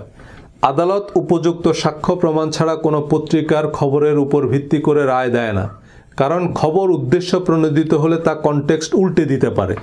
হাদিসের প্রয়োজনীয়তার সপক্ষে অনেক জোরালো যুক্তি আছে, সেসব যুক্তি আমি বিশেষ গুরুত্বের সাথেই আলোচনা করেছি, কিন্তু বেশিরভাগ বাইনারি প্রশ্নের উত্তর আমার জানা নেই। যেমন কোরআনে তো ভাতের কথা নাই, তাহলে ভাত খান কেন? কোন চাইলের ভাত খাবেন এটা হাদিস ছাড়া কিভাবে জানব? আমাদের দেশে অনেক বিদেশি কোম্পানি ব্যবসা করে, সব বিদেশি কোম্পানিকে তাড়িয়ে দেওয়া অবাস্তব এবং খুব যৌক্তিক কারণেই এমন হাজারো প্রশ্ন করা যাবে যে বিদেশি তেল ছাড়া গাড়ি চালাবেন কেমনে, এবং খুব যুক্তিসঙ্গত কারণেই ইস্ট ইন্ডিয়া কোম্পানিকে আমাদের দেশে ব্যবসা করতে দেওয়া হয়, কিন্তু তাদের কার্যক্রম ব্যবসার মধ্যে সীমাবদ্ধ থাকেনি। ব্যবসার নামে আসা এই ইংরেজ ভদ্রলোকরা শেষ পর্যন্ত আমাদের সর্বস্ব লুট করে নিয়ে যায়। বহু আন্দোলন সংগ্রাম রক্তের বিনিময়ে অবশেষে মুক্তি মিলেছে। লোকমুখে শোনা কোরআন বিরুদ্ধ উদ্দেশ্য প্রণোদিত জালিয়াত চক্রের হাদিস ইস্ট ইন্ডিয়া কোম্পানির মতো ইসলাম ধর্মের ঘাড়ে চেপে বসেছে। বিশ্ব আশেকে রাসূলের নামে আরামবাগে প্রতি বছর বিশ্ব আশেকে আবু জেহেল সম্মেলন অনুষ্ঠিত হয়। নবীজির নামে প্রচলিত হাদিসের বেশিরভাগ নবীজির কথা নয়। সাইবার সিকিউরিটি বা সাইবার ক্রাইম নিয়ে কথা বলার অর্থ এই নয় যে ইন্টারনেট ছাড়া কেমনে চলবেন। আপনার কম্পিউটারের অপারেটিং সিস্টেম এবং সিকিউরিটি সিস্টেম যে ফাইল চিনে না তাকে ফুল অ্যাক্সেস দেয়া কেমন আত্মঘাতী হতে পারে? যে সাংবাদিক সংবাদ মাধ্যম থেকে আমরা নবীজির এসব অননুমোদিত বক্তব্য পাচ্ছি, আল্লাহর প্রদত্ত কোরআন এদের কাউকেই চিনে না। আল্লাহর ডাটাবেজে এসব সাংবাদিক সম্পাদক সংবাদ সংস্থার নাম নাই। তাহলে হাদিস কি এবং কেন? সাধারণত হাদিস বলতে বোঝায় নবীজির আনঅফিশিয়াল স্টেটমেন্ট যার উল্লেখ কোরআনে নাই। যদিও প্রচলিত হাদিস গ্রন্থে সাহাবী তাবি এবং তাবে তাবিদের স্টেটমেন্টও আছে যা শরিয়ার উৎস হিসেবে বিবেচিত হয়। কারণ কি? কোরআনে আল্লাহ বলেছেন, তোমরা আল্লাহ ও তার রাসূলের আনুগত্য করো, তোমাদের জন্য রাসূলের জীবনেই আছে উত্তম আদর্শ। একই কথা আল্লাহ ইব্রাহিম আলাইহিস সালাম সম্পর্কেও বলেছেন যে ইব্রাহিম ও তার সাথীদের মধ্যে তোমাদের জন্য রয়েছে উত্তম আদর্শ। তোমাদের জাতির পিতা ইব্রাহিম, তিনিই তোমাদের নাম রেখেছেন মুসলমান। নবীজি ও ইব্রাহিম আলাইহিস সালাম সহ সকল নবীদের সিরাত ও সুন্নত অনুসরণ ঈমানের অংশ। হযরত আদম আলাইহিস সালাম থেকে শুরু করে সকল নবীগণের কথা কাজ অনুমোদনের নিঃশর্ত অনুসরণ বাধ্যতামূলক, কিন্তু নবীদের কথা কাজ অনুমোদনের নির্ভুল বিবরণ কেবলমাত্র কোরআনেই আছে। আল্লাহ নবীদের নাম ঠিকানা পরিচয়পত্র সহ কোরআনে উল্লেখ করেছেন। সূরা ইব্রাহিম, সূরা মুহাম্মদ, সূরা নূহ, সূরা ইউসুফ, সূরা আম্বিয়া, সূরা আহজাব, কোরআন জুড়ে আল্লাহ নবীদের হাদিস ও সুন্নতি বর্ণনা করেছেন। হযরত মূসা আলাইহিস সালাম, ঈসা আলাইহিস সালাম, ইব্রাহিম আলাইহিস সালাম কি বলে সালাম দিয়েছেন, আদম আলাইহিস সালাম, জাকারিয়া আলাইহিস সালাম এবং অন্যান্য নবীগণ আল্লাহর কাছে কি দোয়া করেছেন আল্লাহ কোরআনে উল্লেখ করেছেন। আল্লাহর নবীদের মকবুল দোয়া আল্লাহ কোরআনে বলে দিয়েছেন। যারা কোরআনে নবীদের সুন্নত খুঁজে পাননি তারা চশমা চোখে দিয়ে চশমা খুঁজে বেড়াচ্ছেন। আল্লাহ ও তার রাসূলের আনুগত্য করো এ কথার অর্থ আবু হুরায়রা বা ইমাম বুখারীর স্টেটমেন্টকে নবীজির কথা বলে মেনে নেয়াকে বোঝায় না। আল্লাহর দূত হিসেবে নবীজিকে আল্লাহ ডিপ্লোম্যাটিক পাসপোর্ট দিয়েছেন। নবীজির অফিসিয়াল স্টেটমেন্ট অবিকল সংরক্ষণের দায়িত্ব নিয়েছেন, কিন্তু আবু হুরায়রা বা ইমাম বুখারীর নিবন্ধন সার্টিফিকেটই নাই। কোরআনের সহস্রাধিক আয়াত আছে যেখানে আল্লাহ নবীকে বলেছেন, হে নবী আপনি বলুন, হে নবী আপনি পড়ুন, আপনি করুন, আপনি করবেন না, শুধু কল বা হে নবী আপনি বলুন এই শব্দটা কোরআনের ৩৩২টা আয়াতের শুরুতে আছে। পুরা কোরআনের কেন্দ্রীয় চরিত্রই তো নবীজি, কোরআনই তো নবীজির বায়োগ্রাফি। সুতরাং নবীজি কি বলেছেন, কি করেছেন, কি আদেশ করেছেন, কি নিষেধ করেছেন তার বিশদ বর্ণনা কোরআনেই আছে। সেসবের সত্যতার গ্যারান্টার স্বয়ং আল্লাহ। এর বাইরে কেউ নবীর নামে কিছু বললেই তা নবীজির হাদিস নয়। জাল টাকায়ও গভর্নরের স্বাক্ষর থাকে। গভর্নরের স্বাক্ষর থাকলে যদি টাকা মনে করেন তো কত টাকা লাগবে বলেন? নবীজি ছাড়াও সাহাবী, তাবি এবং তাবে তাবেইন অর্থাৎ ইসলামের প্রথম ৩ প্রজন্মের মুসলমানদের কথা কাজ অনুমোদন ও প্রচলিত ধর্মচর্চায় শরীয়তের ভিত্তি বা কোরআনের মতোই অবশ্য পালনীয় বিধান বা ফরজ ওয়াজিব হিসাবে অন্তর্ভুক্ত করা হয়েছে। কোরআনের বিপরীতে ফুকাহায়ে কেরাম হালাল হারাম থেকে শুরু করে মৃত্যুদণ্ডের বিধানও দিতে পারেন। এর বাইরেও পীর মুরব্বীদের দল মত দরগা মাজার তো আছেই। এসবের ভিত্তি কি? কোরআনে আল্লাহ বলেছেন সাহাবীদের উপর আল্লাহ সন্তুষ্ট, কিন্তু নবীদের মতো নির্দিষ্ট সাহাবীদের নাম পরিচয় কোরআনে নাই। সুতরাং কোন কোন সাহাবের উপর আল্লাহ সন্তুষ্ট তা আমরা জানি না। এর বিপরীতে কোরআনের বর্ণনা অনুযায়ী মদিনাবাসীদের মধ্যে মুনাফিকও ছিল। যাদেরকে নবীজিও চিনতেন না। সুতরাং আমরা নির্দিষ্ট করে কোনো সাহাবীকে নিঃশর্ত বিশ্বাসের শর্ত আরোপ করতে পারি না। সকল নবীগণকে নিঃশর্ত বিশ্বাস করা ঈমানের অপরিহার্য অংশ হওয়ার পরও আইডি কার্ড ছাড়া কাউকে নবী বলা যাচ্ছে না। কিন্তু সাহাবীদের উপর আল্লাহ সন্তুষ্ট, এই আয়াতের উপর লক্ষ লক্ষ সাহাবী, তাবেঈন শরীয়তের উৎস বনে গেলেন। কোনো আইডি কার্ড ছাড়াই শুধু সাহাবী তাবেঈ বলে দিলেই হলো। বাঙ্গি যদি কারো প্রিয় ফল হয়, তিনি চেষ্টা করলে মাটিও খেতে পারবেন। একবার এমন ঢেকি গিললেই তাকে দিয়ে দরগা, মাজার, দেওয়ানবাগি, দিনে ইলাহি, দিনে আলমগিরি, আল কায়দা সবই গেলানো সম্ভব। কিন্তু দুনিয়ার ৯৯% মানুষ তো হাদিস ভিত্তিক ধর্মই মানে। ৯৯% মানুষ সত্যতার মানদণ্ড নয়। সত্যতার মানদণ্ড হচ্ছে কোরআন। কোরআন বলছে, আর যদি তুমি দুনিয়ার অধিকাংশ লোকের কথা মতো চলো, তাহলে তারা তোমাকে আল্লাহর পথ থেকে বিচ্যুত করে দিবে। তারা তো শুধু অনুমানের অনুসরণ করে এবং তারা কেবল অনুমান ভিত্তিক কথাবার্তাই বলে। তবু হাদিসকে বাদ দিলে ধর্মের যে চেহারা দাঁড়ায় তার সাথে আমরা একেবারেই পরিচিত নই। এ কারণেই অনেকেই কোরআনের অনুসরণকে আহলে কোরআন ফেতনা, প্রোটেস্ট্যান্ট ভার্সন অফ ইসলাম, খ্রিস্টান প্রজেক্ট ইত্যাদি নাম দিয়ে পত্রপাঠ বিদায় করে দেন। যে শাইখুল হাদিস আবু হুরায়রা বা ইমাম বুখারীর বিশুদ্ধতার 100% গ্যারান্টি দিচ্ছেন, বিচারের মাঠে ইমাম বুখারী দেউলিয়া হয়ে গেলে এই গ্যারান্টারকে খুঁজে পাবেন কই? কোরআন পড়ে যদি আমি নাও বুঝি, তবুও তো আমি বলতে পারবো যে আল্লাহ, আমি তোমার কিতাব পড়ে এটুকু বুঝছি। আর আমি যে এটুকু বুঝছি তা তো অন্তর্যামী জানেন। কিন্তু আমি যদি বলি যে আমি বুখারী শরীফে পড়েছি, আল্লাহ যদি জিজ্ঞেস করে যে বুখারী আবার কে, তখন? আমাদের শাইখুল হাদিসরা লাখ লাখ হাদিস মুখস্থ করেছেন, আলহামদুলিল্লাহ। এবং এই বিবেচনাই আমরা তাদেরকে সাহাবী তাবেঈদের গ্যারান্টার হিসাবে মানি। আমরা যেহেতু দেওবন্দ মদিনায় পড়িনি, আমরা হাদিস কোরআন নিয়ে কথা বলার কে? আপনি যাবেন উত্তরা, কিন্তু উত্তরা ক্রস করে আপনি দিনাজপুর গিয়ে উঠলেন। আপনি তো উত্তরার থেকে অনেক বেশি গেছেন, তাই না? ভোলানাথ লিখেছিল ২ ২ ৯০, লিখেছিল ১.৫ বেশি, এটা তার গর্বই।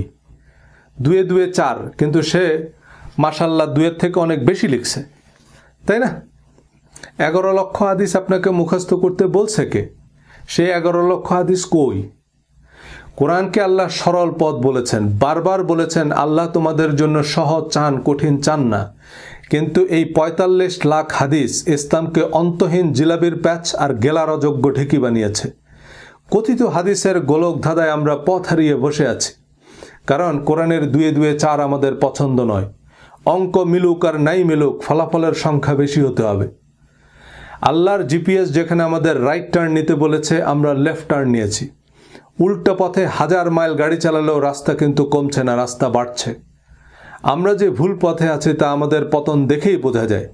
আল্লামা ইকবালের ভাষায় আল্লাহ বলছেন, দান ভান্ডার খোলাই তোমর, সে দান নেবার সাইল কই, কারে আমি বলো পথ দেখাইব, পথ চলা সেই পথিক বই। আমরা কোরআন বোঝার আগে বা কিছু বুঝে ওঠার আগে ধর্ম বুঝেছি। এখন আমাদের রিলিজিয়াস মাইন্ডসেট অনুযায়ী কোরআনকে মূল্যায়ন করি। দাড়ি, মোচ আর পাথর মেরে হত্যা করার বিধান কোরআনে খুঁজে না পেলে আমাদের কাছে কোরআনকে অসম্পূর্ণ মনে হয়। হিন্দুদের কাছেও বেদকে অসম্পূর্ণ মনে হয়, কারণ তাতে মূর্তি পূজার কথা নাই, মাত্র একজন ঈশ্বরের কথা আছে। পুলিশের অনেকের কাছে সংবিধানকে অসম্পূর্ণ মনে হতে পারে, কারণ তাতে ক্রসফায়ারের বিধান নাই। ও ভাই, সংবিধানে না থাকলে তা অসাংবিধানিক, কোরআনে না থাকলে তা আল্লাহর বিধান নয়, আবু জেহেলের বিধান। আল্লাহ বলেছেন কোরআন বুঝতে হবে যে কোনো পূর্বানুমানকে মিউট করে। ধর্মকে বিচ্ছিন্ন, বিক্ষিপ্ত বা অসচেতনভাবে বুঝতে গিয়ে আমরা অধর্মের বৃত্তে বন্দী হয়েছি। মাদ্রাসা জীবন শেষে চতুর্মুখী জ্ঞান ও অভিজ্ঞতা হলেও আমরা বুঝতে পারিনি যে কোরআনের কাছে আমাদের জিজ্ঞাসা কি। পৃথিবীর তাবৎ প্রশ্নের উত্তর জানে গুগল, কিন্তু আপনাকে তো জানতে হবে হোয়াট টু আস্ক গুগল। সারা জীবন কোরআন পড়েও অনেক প্রশ্নের উত্তর মেলেনি, কারণ প্রশ্নটাই মাথায় ছিল না। ২০ বছর যে বাড়িতে থাকেন সে বাড়ির কয়টা সিঁড়ি বলতে পারবেন? কোনোদিন তো গুনে দেখিনি, কারণ সিঁড়ির সংখ্যা জানার দরকার কি?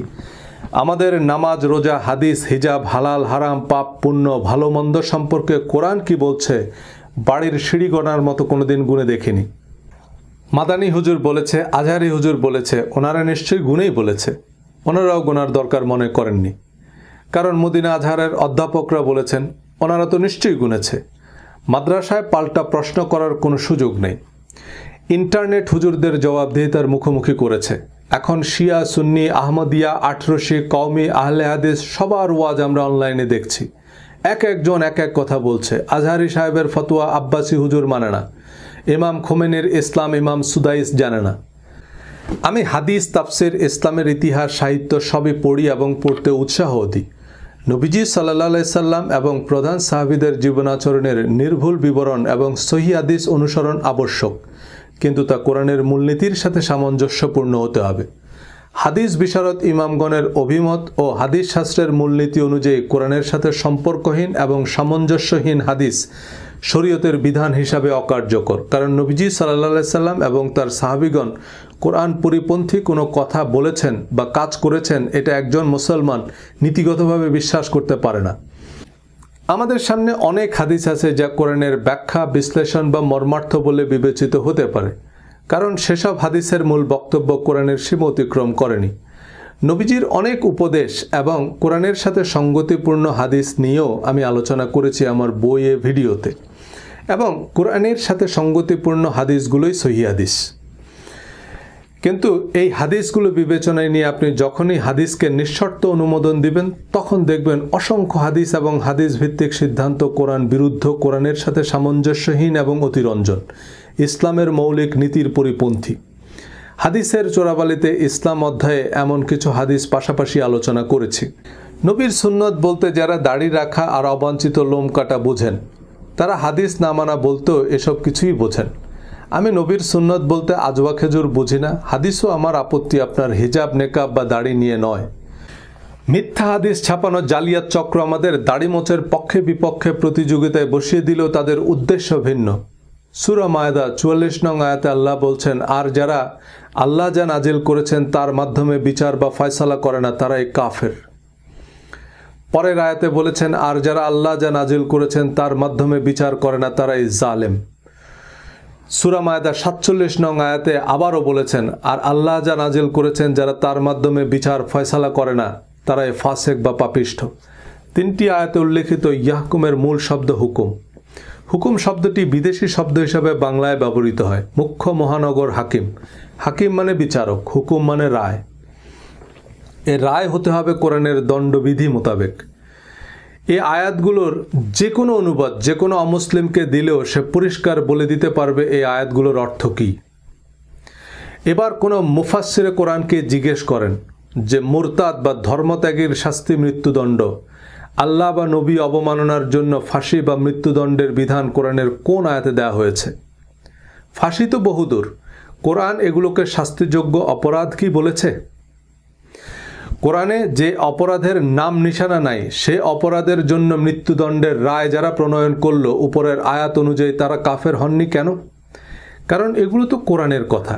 কোরআন তো আপনি সরাসরি বুঝবেন না, হুজুর যেভাবে বুঝাবেন সেভাবে বুঝতে হবে। কারণ আল্লাহ তার রাসূলের অনুসরণ করো, আর ওলামারা রাসূলের খলিফা, খলিফারা যা বলবে তাই রাসূলের কথা। আলহামদুলিল্লাহ, এক রাসূল লোকান্তরে লক্ষ রাসূল ঘরে ঘরে। উহুদ, খন্দক সহ মুসলমানদের বিরুদ্ধে বেশিরভাগ যুদ্ধের সেনাপতি ছিলেন আবু সুফিয়ান। উহুদ যুদ্ধে মুসলমানদের নাজেহাল হতে হয়েছে খালিদ বিন ওয়ালিদের পাল্টা আক্রমণে। নবীজি সাল্লাল্লাহু আলাইহি সাল্লাম মক্কা বিজয়ের পর ঘোষণা দিলেন যারা আবু সুফিয়ানের ঘরে আশ্রয় নেবে তারা নিরাপদ। এই আবু সুফিয়ানের ছেলে হযরত মুয়াবিয়া কয়েক দশক মুসলিম বিশ্ব শাসন করেন। খালিদ বিন ওয়ালিদ মুসলিম জাহানের প্রধান সেনাপতির পদ পেয়েছেন। অবমাননা নয়, যারা নবীজিকে নিজের ভিটামাটি থেকে উচ্ছেদ করেছে, নবীর বিরুদ্ধে যুদ্ধ করেছে, নবী তাদের কি শাস্তি দিয়েছেন? নিঃশর্ত ক্ষমা ও বিশেষ সম্মান। তো নবীজির নামে মিথ্যা হাদিস বানিয়ে যারা এসব দাঙ্গা হাঙ্গামা করেন তারা কোন নবীর সুন্নত অনুসরণ করেন? ইয়াজিদ নবীর না আবু জেহেল নবীর? আল কায়দা নাকি ইসরায়েল বানিয়েছে মুসলমানদের সুনাম নষ্ট করতে। নবীর নামে এমন জঘন্য মিথ্যা হাদিসের ভিত্তিতে যারা নিরপরাধ মানুষ হত্যার দাবিতে মিছিল করে তাদেরকে কারা বানিয়েছে? যারা আগুন নিয়ে খেলছেন তারা নিজেরাও জানেন না যে এই আগুন তাদেরকে পুড়িয়ে ছারখার করবে। হাদিসের ভিত্তিতে শরিয়া আইন প্রণয়ন করে ইরান, ইরাক, সৌদি আরবে অসংখ্য ইসলামী স্কলারকে ধর্মীয় ভিন্ন মতের কারণে জেল, জুলুম ও মৃত্যুদণ্ড দেওয়া হয়েছে। কোরআনে কেসাসের আয়াতগুলো খুনের বদলে খুন, চোখের বদলে চোখ এমন পরিষ্কার হলেও যে অপরাধে আপনি একজন মুসলমানকে মৃত্যুদণ্ড দিলেন কোরআন অনুযায়ী তা অপরাধী নয়। যে হাদিস অনুযায়ী মৃত্যুদণ্ড দেওয়া হয়েছে, হাদিসের আরেকজন এমিরেটাস অধ্যাপক সে হাদিসকে জাল বলছেন। এ কেমন আইন, এ কেমন জীবন বিধান? এমন জালিয়াতি বেদ বাইবেল নিয়ে হয়েছে। সাধারণ মানুষকে বেদ বাইবেল থেকে দূরে রেখে রিলিজিয়াস এলিটরা সতীদাহ, উইচ হান্ট বা ব্লাসফেমি আইনের নামে সক্রেটিস, ব্রুনোর মতো হাজারো দীপশিখা নিভিয়ে দিয়েছে, হাজারো তরতাজা ফুল স্বামীর চিতায় জ্বালিয়ে দিয়েছে। তারপর রাজা রামমোহন রায় বেদ আর মার্টিন লুথার কিং বাইবেলকে সাধারণ মানুষের বোধগম্য করে অনুবাদ করলেন সে অন্ধকারে আলো জ্বালাতে। কোরআন বুঝে পড়ুন, আলো আসবেই। আজ যে কথাগুলো আমি বলছি, কাল এ কথাগুলো মাদানি আজহারি হুজুররা বলবেন। তাদের একটু অভয় দেন, পরিবেশ তৈরি করুন। তারা সাহস করে সত্যটুকু বললে আমাদের বলতে হয় না। তারা বললে মানুষ আরও উপকৃত হবে। বড় বড় আলেমরাও এ ব্যাপারে একমত যে কোরআনের সাথে অসামঞ্জস্যপূর্ণ হাদিস পরিত্যাজ্য। কিন্তু আলেমদেরও অনেক প্রতিবন্ধকতা আছে, দল মত, পক্ষ বিপক্ষ, স্বার্থের দ্বন্দ্ব বা নানান রকমের হুমকি আছে। চাইলেই সব সত্য বলতে পারেন না। হজরত জায়েদ রাদিয়াল্লাহু তাআলা আনহুর স্ত্রীকে তালাক দেওয়ার পর নবীজির সাথে বিয়ের ঘটনাও কোরআনে পরিষ্কার লেখা আছে, একেবারে জায়েদ নাম ধরে বলা আছে।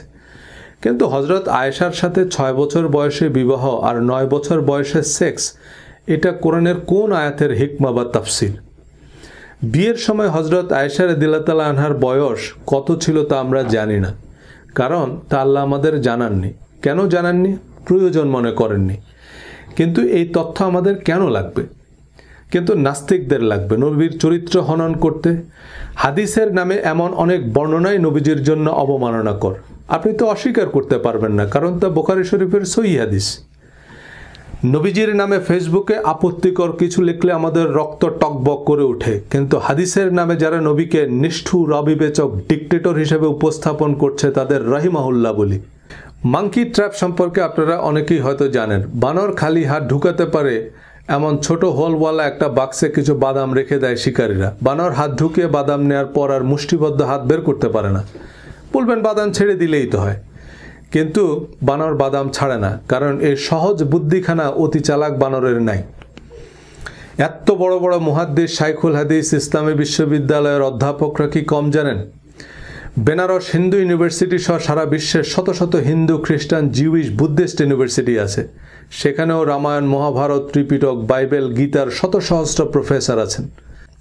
সারা জীবন পড়াশোনা করে তারা কোরআনকেই মানছে না, হাদিস তো বহুদূর। কারণ সারা জীবনের পড়াশোনা বা মদিনা আল আজহারের পিএইচডি ডিগ্রি সত্যতার মানদণ্ড নয়। একজন মুসলমান হিসাবে কোরআন আমার বাধ্যতামূলক বিশ্বাস। কোরআনই আমার কাছে একমাত্র কোষ্ঠী পাথর। আর এই কোরআন বলছে কোরআন সম্পূর্ণ, পরিপূর্ণ এবং শতভাগ প্রায়োগিক।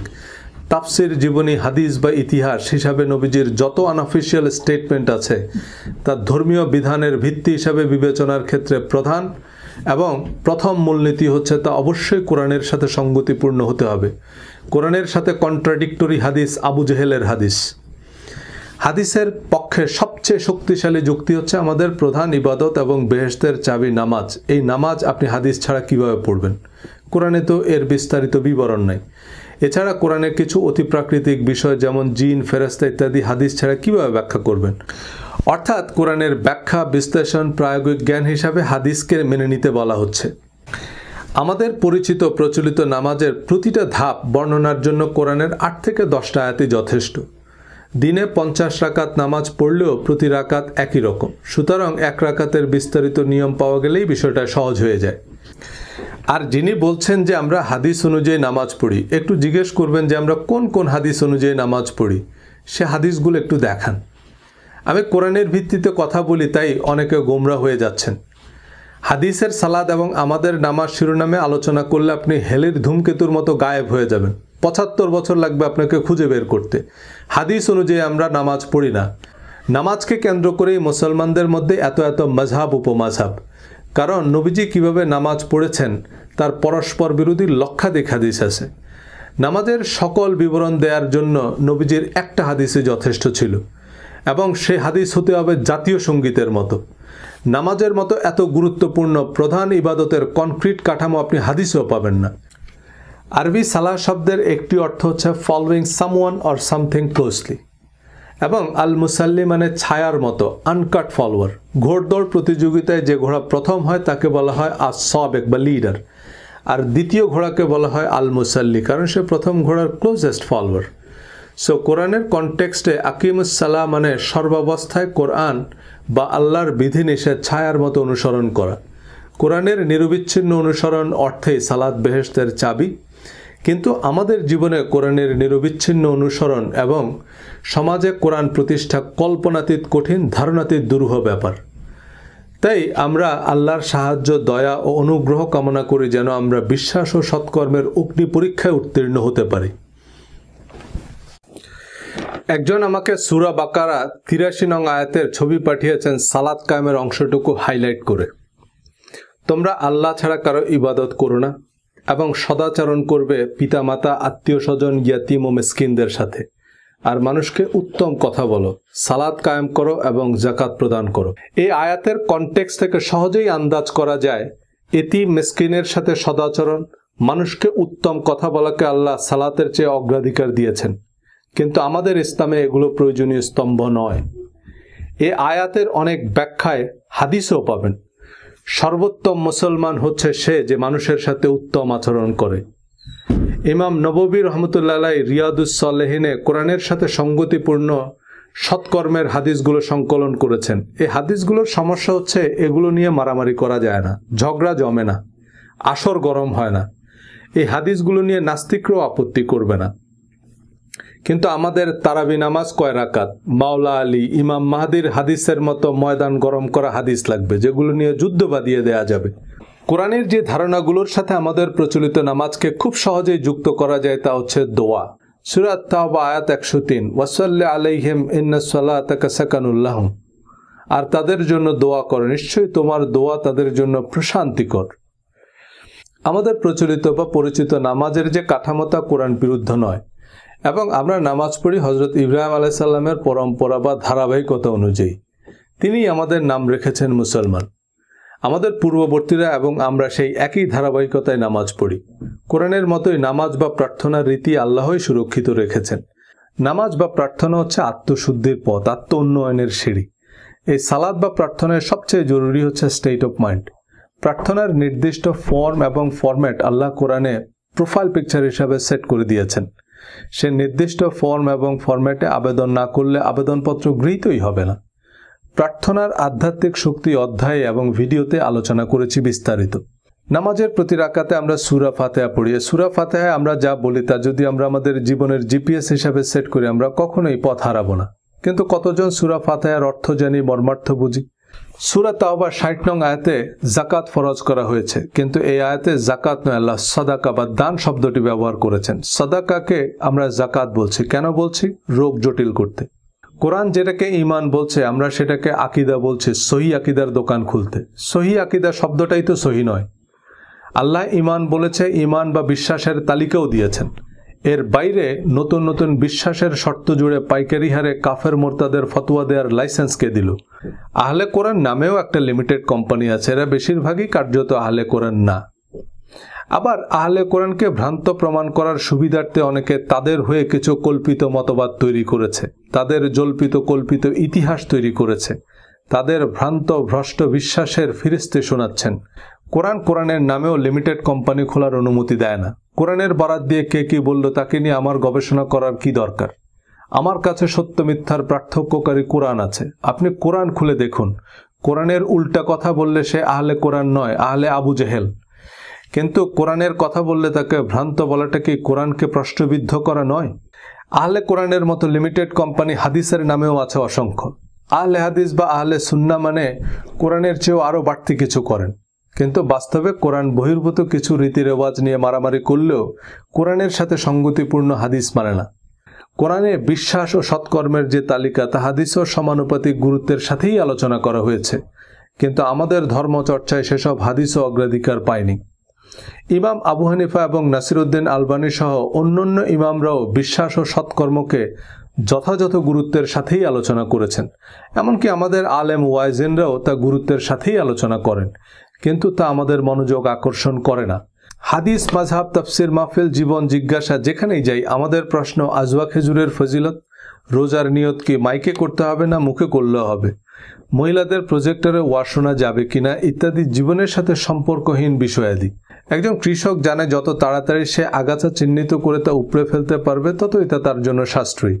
কারণ আগাছা তার সার, সেচ, পরিচর্যায় ভাগ বসায় কিন্তু কোনো ফল দেয় না। শস্যের চেয়ে আগাছা আলাদা করতে এবং তা উপড়ে ফেলতে কৃষক বিশেষ ধরনের নিড়ানি ব্যবহার করে। ধর্মের আগাছা তুলতে সে অব্যর্থ নিড়ানি হচ্ছে কোরআন। আপনি তামাম জাহান ঘুরে যত সোনাদানাই সংগ্রহ করেন, দিন শেষে কোষ্ঠী পাথর হচ্ছে কোরআন। কোরআন বলবে সে সোনা আসল না নকল, 22 ক্যারেট না 24 ক্যারেট। অনেকে দাবি করেন আরবি ভাষা ব্যাকরণ না বুঝলে কোরআন যথাযথভাবে বোঝা সম্ভব নয়। ভালো কথা, তো সেই আরবি ভাষা ব্যাকরণ জানা আন্তর্জাতিক খ্যাতিসম্পন্ন মুফাসসিরে কোরআন আরবি তেলাওয়াত করে অতঃপর বাংলাতে তর্জমা করেই বোঝাবেন এবং আপনি শেষ পর্যন্ত ওই বাংলাটুকুই বুঝবেন। কোরআনের প্রসিদ্ধ অনুবাদ আরবি ভাষা ব্যাকরণ আনুষঙ্গিক বিষয়াদি জানা আলেমরাই করেছে। ইসলামিক ফাউন্ডেশনের কোরআন অনুবাদ ডক্টর মোহাম্মদ শহীদুল্লাহর মতো ভাষাবিদ, আল্লামা কাশগরির মতো বিজ্ঞ আলেমদের সমন্বয়ে গঠিত কমিটি করেছে।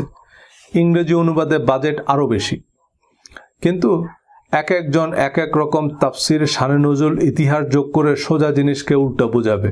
সেটা না বুঝলে আবার মুরতাদ। কোরআন অনুযায়ী অভিজাত সুন্দর পোশাকই ইসলামী পোশাক।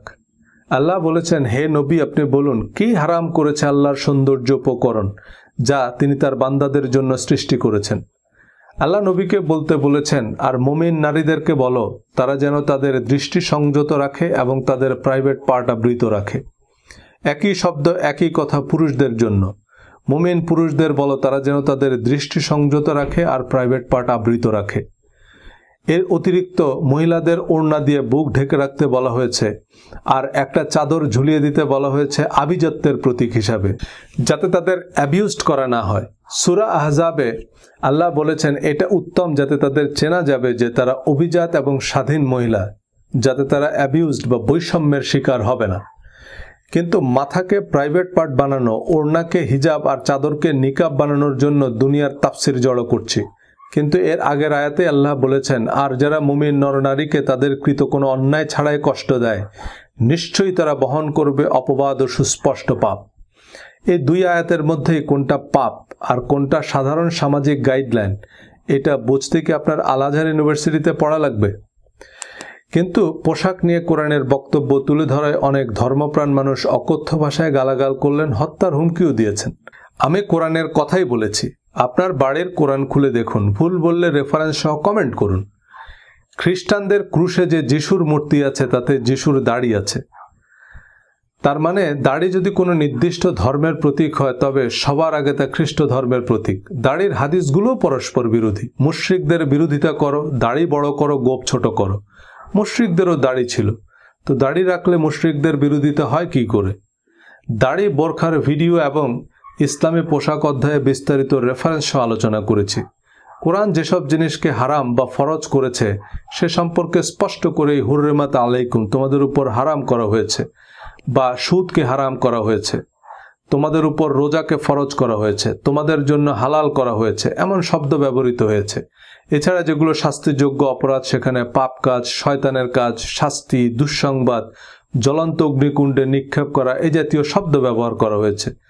কিন্তু কোরআনের 3 চিমটি লবণের রেসিপিকে 3 কেজি লবণে পরিণত করে যে শরবত আমরা বানিয়েছি তা আমরাই গিলতে পারছি না। ভিন্ন ধর্মাবলম্বীদের সম্পর্কে কোরআন অধ্যায়ের আলোচনা মূলত সংশ্লিষ্ট ধর্মাবলম্বীদের উদ্দেশ্যে। ভিন্ন ধর্মাবলম্বীদের সম্পর্কে কোরআনের এই উদারনৈতিক বক্তব্যে অনেক অমুসলিমরাও কোরআনের প্রতি শ্রদ্ধা প্রদর্শন করে কমেন্ট করলেও অনেকে কোরআনের সেই আয়াতগুলোকে বাতিল বলে দিয়েছেন। কোরআনের কিছু আয়াত মনসুখ বা বাতিল এটা বিশ্বাস না করলেও নাকি আপনি কাফের। তবে কোরআনের কয়টা আয়াত মনসুখ হয়েছে তা নিয়ে ফুকাহায়ে কেরামদের মধ্যে মতভেদ আছে। তাতে 6 থেকে 600 আয়াত বাতিল হয়েছে বলে মত আছে। পছন্দ অনুযায়ী কোরআনের নির্দিষ্ট আয়াতকে বাতিল এবং সুবিধা মাফিক নবীজের বাণী ছাপানোর টাকশাল যার কাছে আছে তিনি তো স্পাইডারম্যানের চেয়েও ক্ষমতাধর। পশ্চিমে ইসলাম বিরোধী প্রচারণা যেমন রাজনৈতিক এবং অর্থনৈতিক কারণে ইহুদি খ্রিস্টান বিরোধী প্রচারণাও একই উদ্দেশ্যে। কোরআন ইহুদি খ্রিস্টান সহ সকল আহলে কিতাবকে মুসলিম বলেছে এবং বিশ্বাস ও সৎকর্মের শর্তে জান্নাতের প্রতিশ্রুতি দিয়েছে। আল্লাহ বলেছেন, ইব্রাহিম ইহুদিও ছিল না, খ্রিস্টানও ছিল না, সে ছিল একনিষ্ঠ মুসলিম। ঈসা আলাইসাল্লাম নিজেকে খ্রিস্টান বলেনি, মুসা আলাইসাল্লাম নিজেকে একবারও ইহুদি বলেনি, আমাদের নবীজিও নিজেকে শিয়া, সুন্নি বা সুফি বলেননি। সকল নবীরা নিজেদের মুসলিম বলে পরিচয় দিয়েছেন। আল্লাহ আমাদেরকে ইহুদি, খ্রিস্টান, হিন্দু, বৌদ্ধ, শিয়া, সুন্নি, আফ্রিকান, আমেরিকান এসব লিমিটেড কোম্পানির সদস্য হিসাবে চিনেন না। তিনি আমাদের ভিন্ন ভিন্ন জাতিতে সৃষ্টি করেছেন যাতে আমরা একে অপরকে চিনতে পারি, কিন্তু আমাদের বিবেচনা করবেন আমাদের বিশ্বাস ও সৎকর্ম অনুযায়ী। এই অধ্যায়ে আমরা বিভিন্ন ধর্মাবলম্বীদের সম্পর্কে কোরআনের বক্তব্য তুলে ধরব, যা মুসলিম অমুসলিম অনেকের কাছেই বেশ অপরিচিত মনে হবে।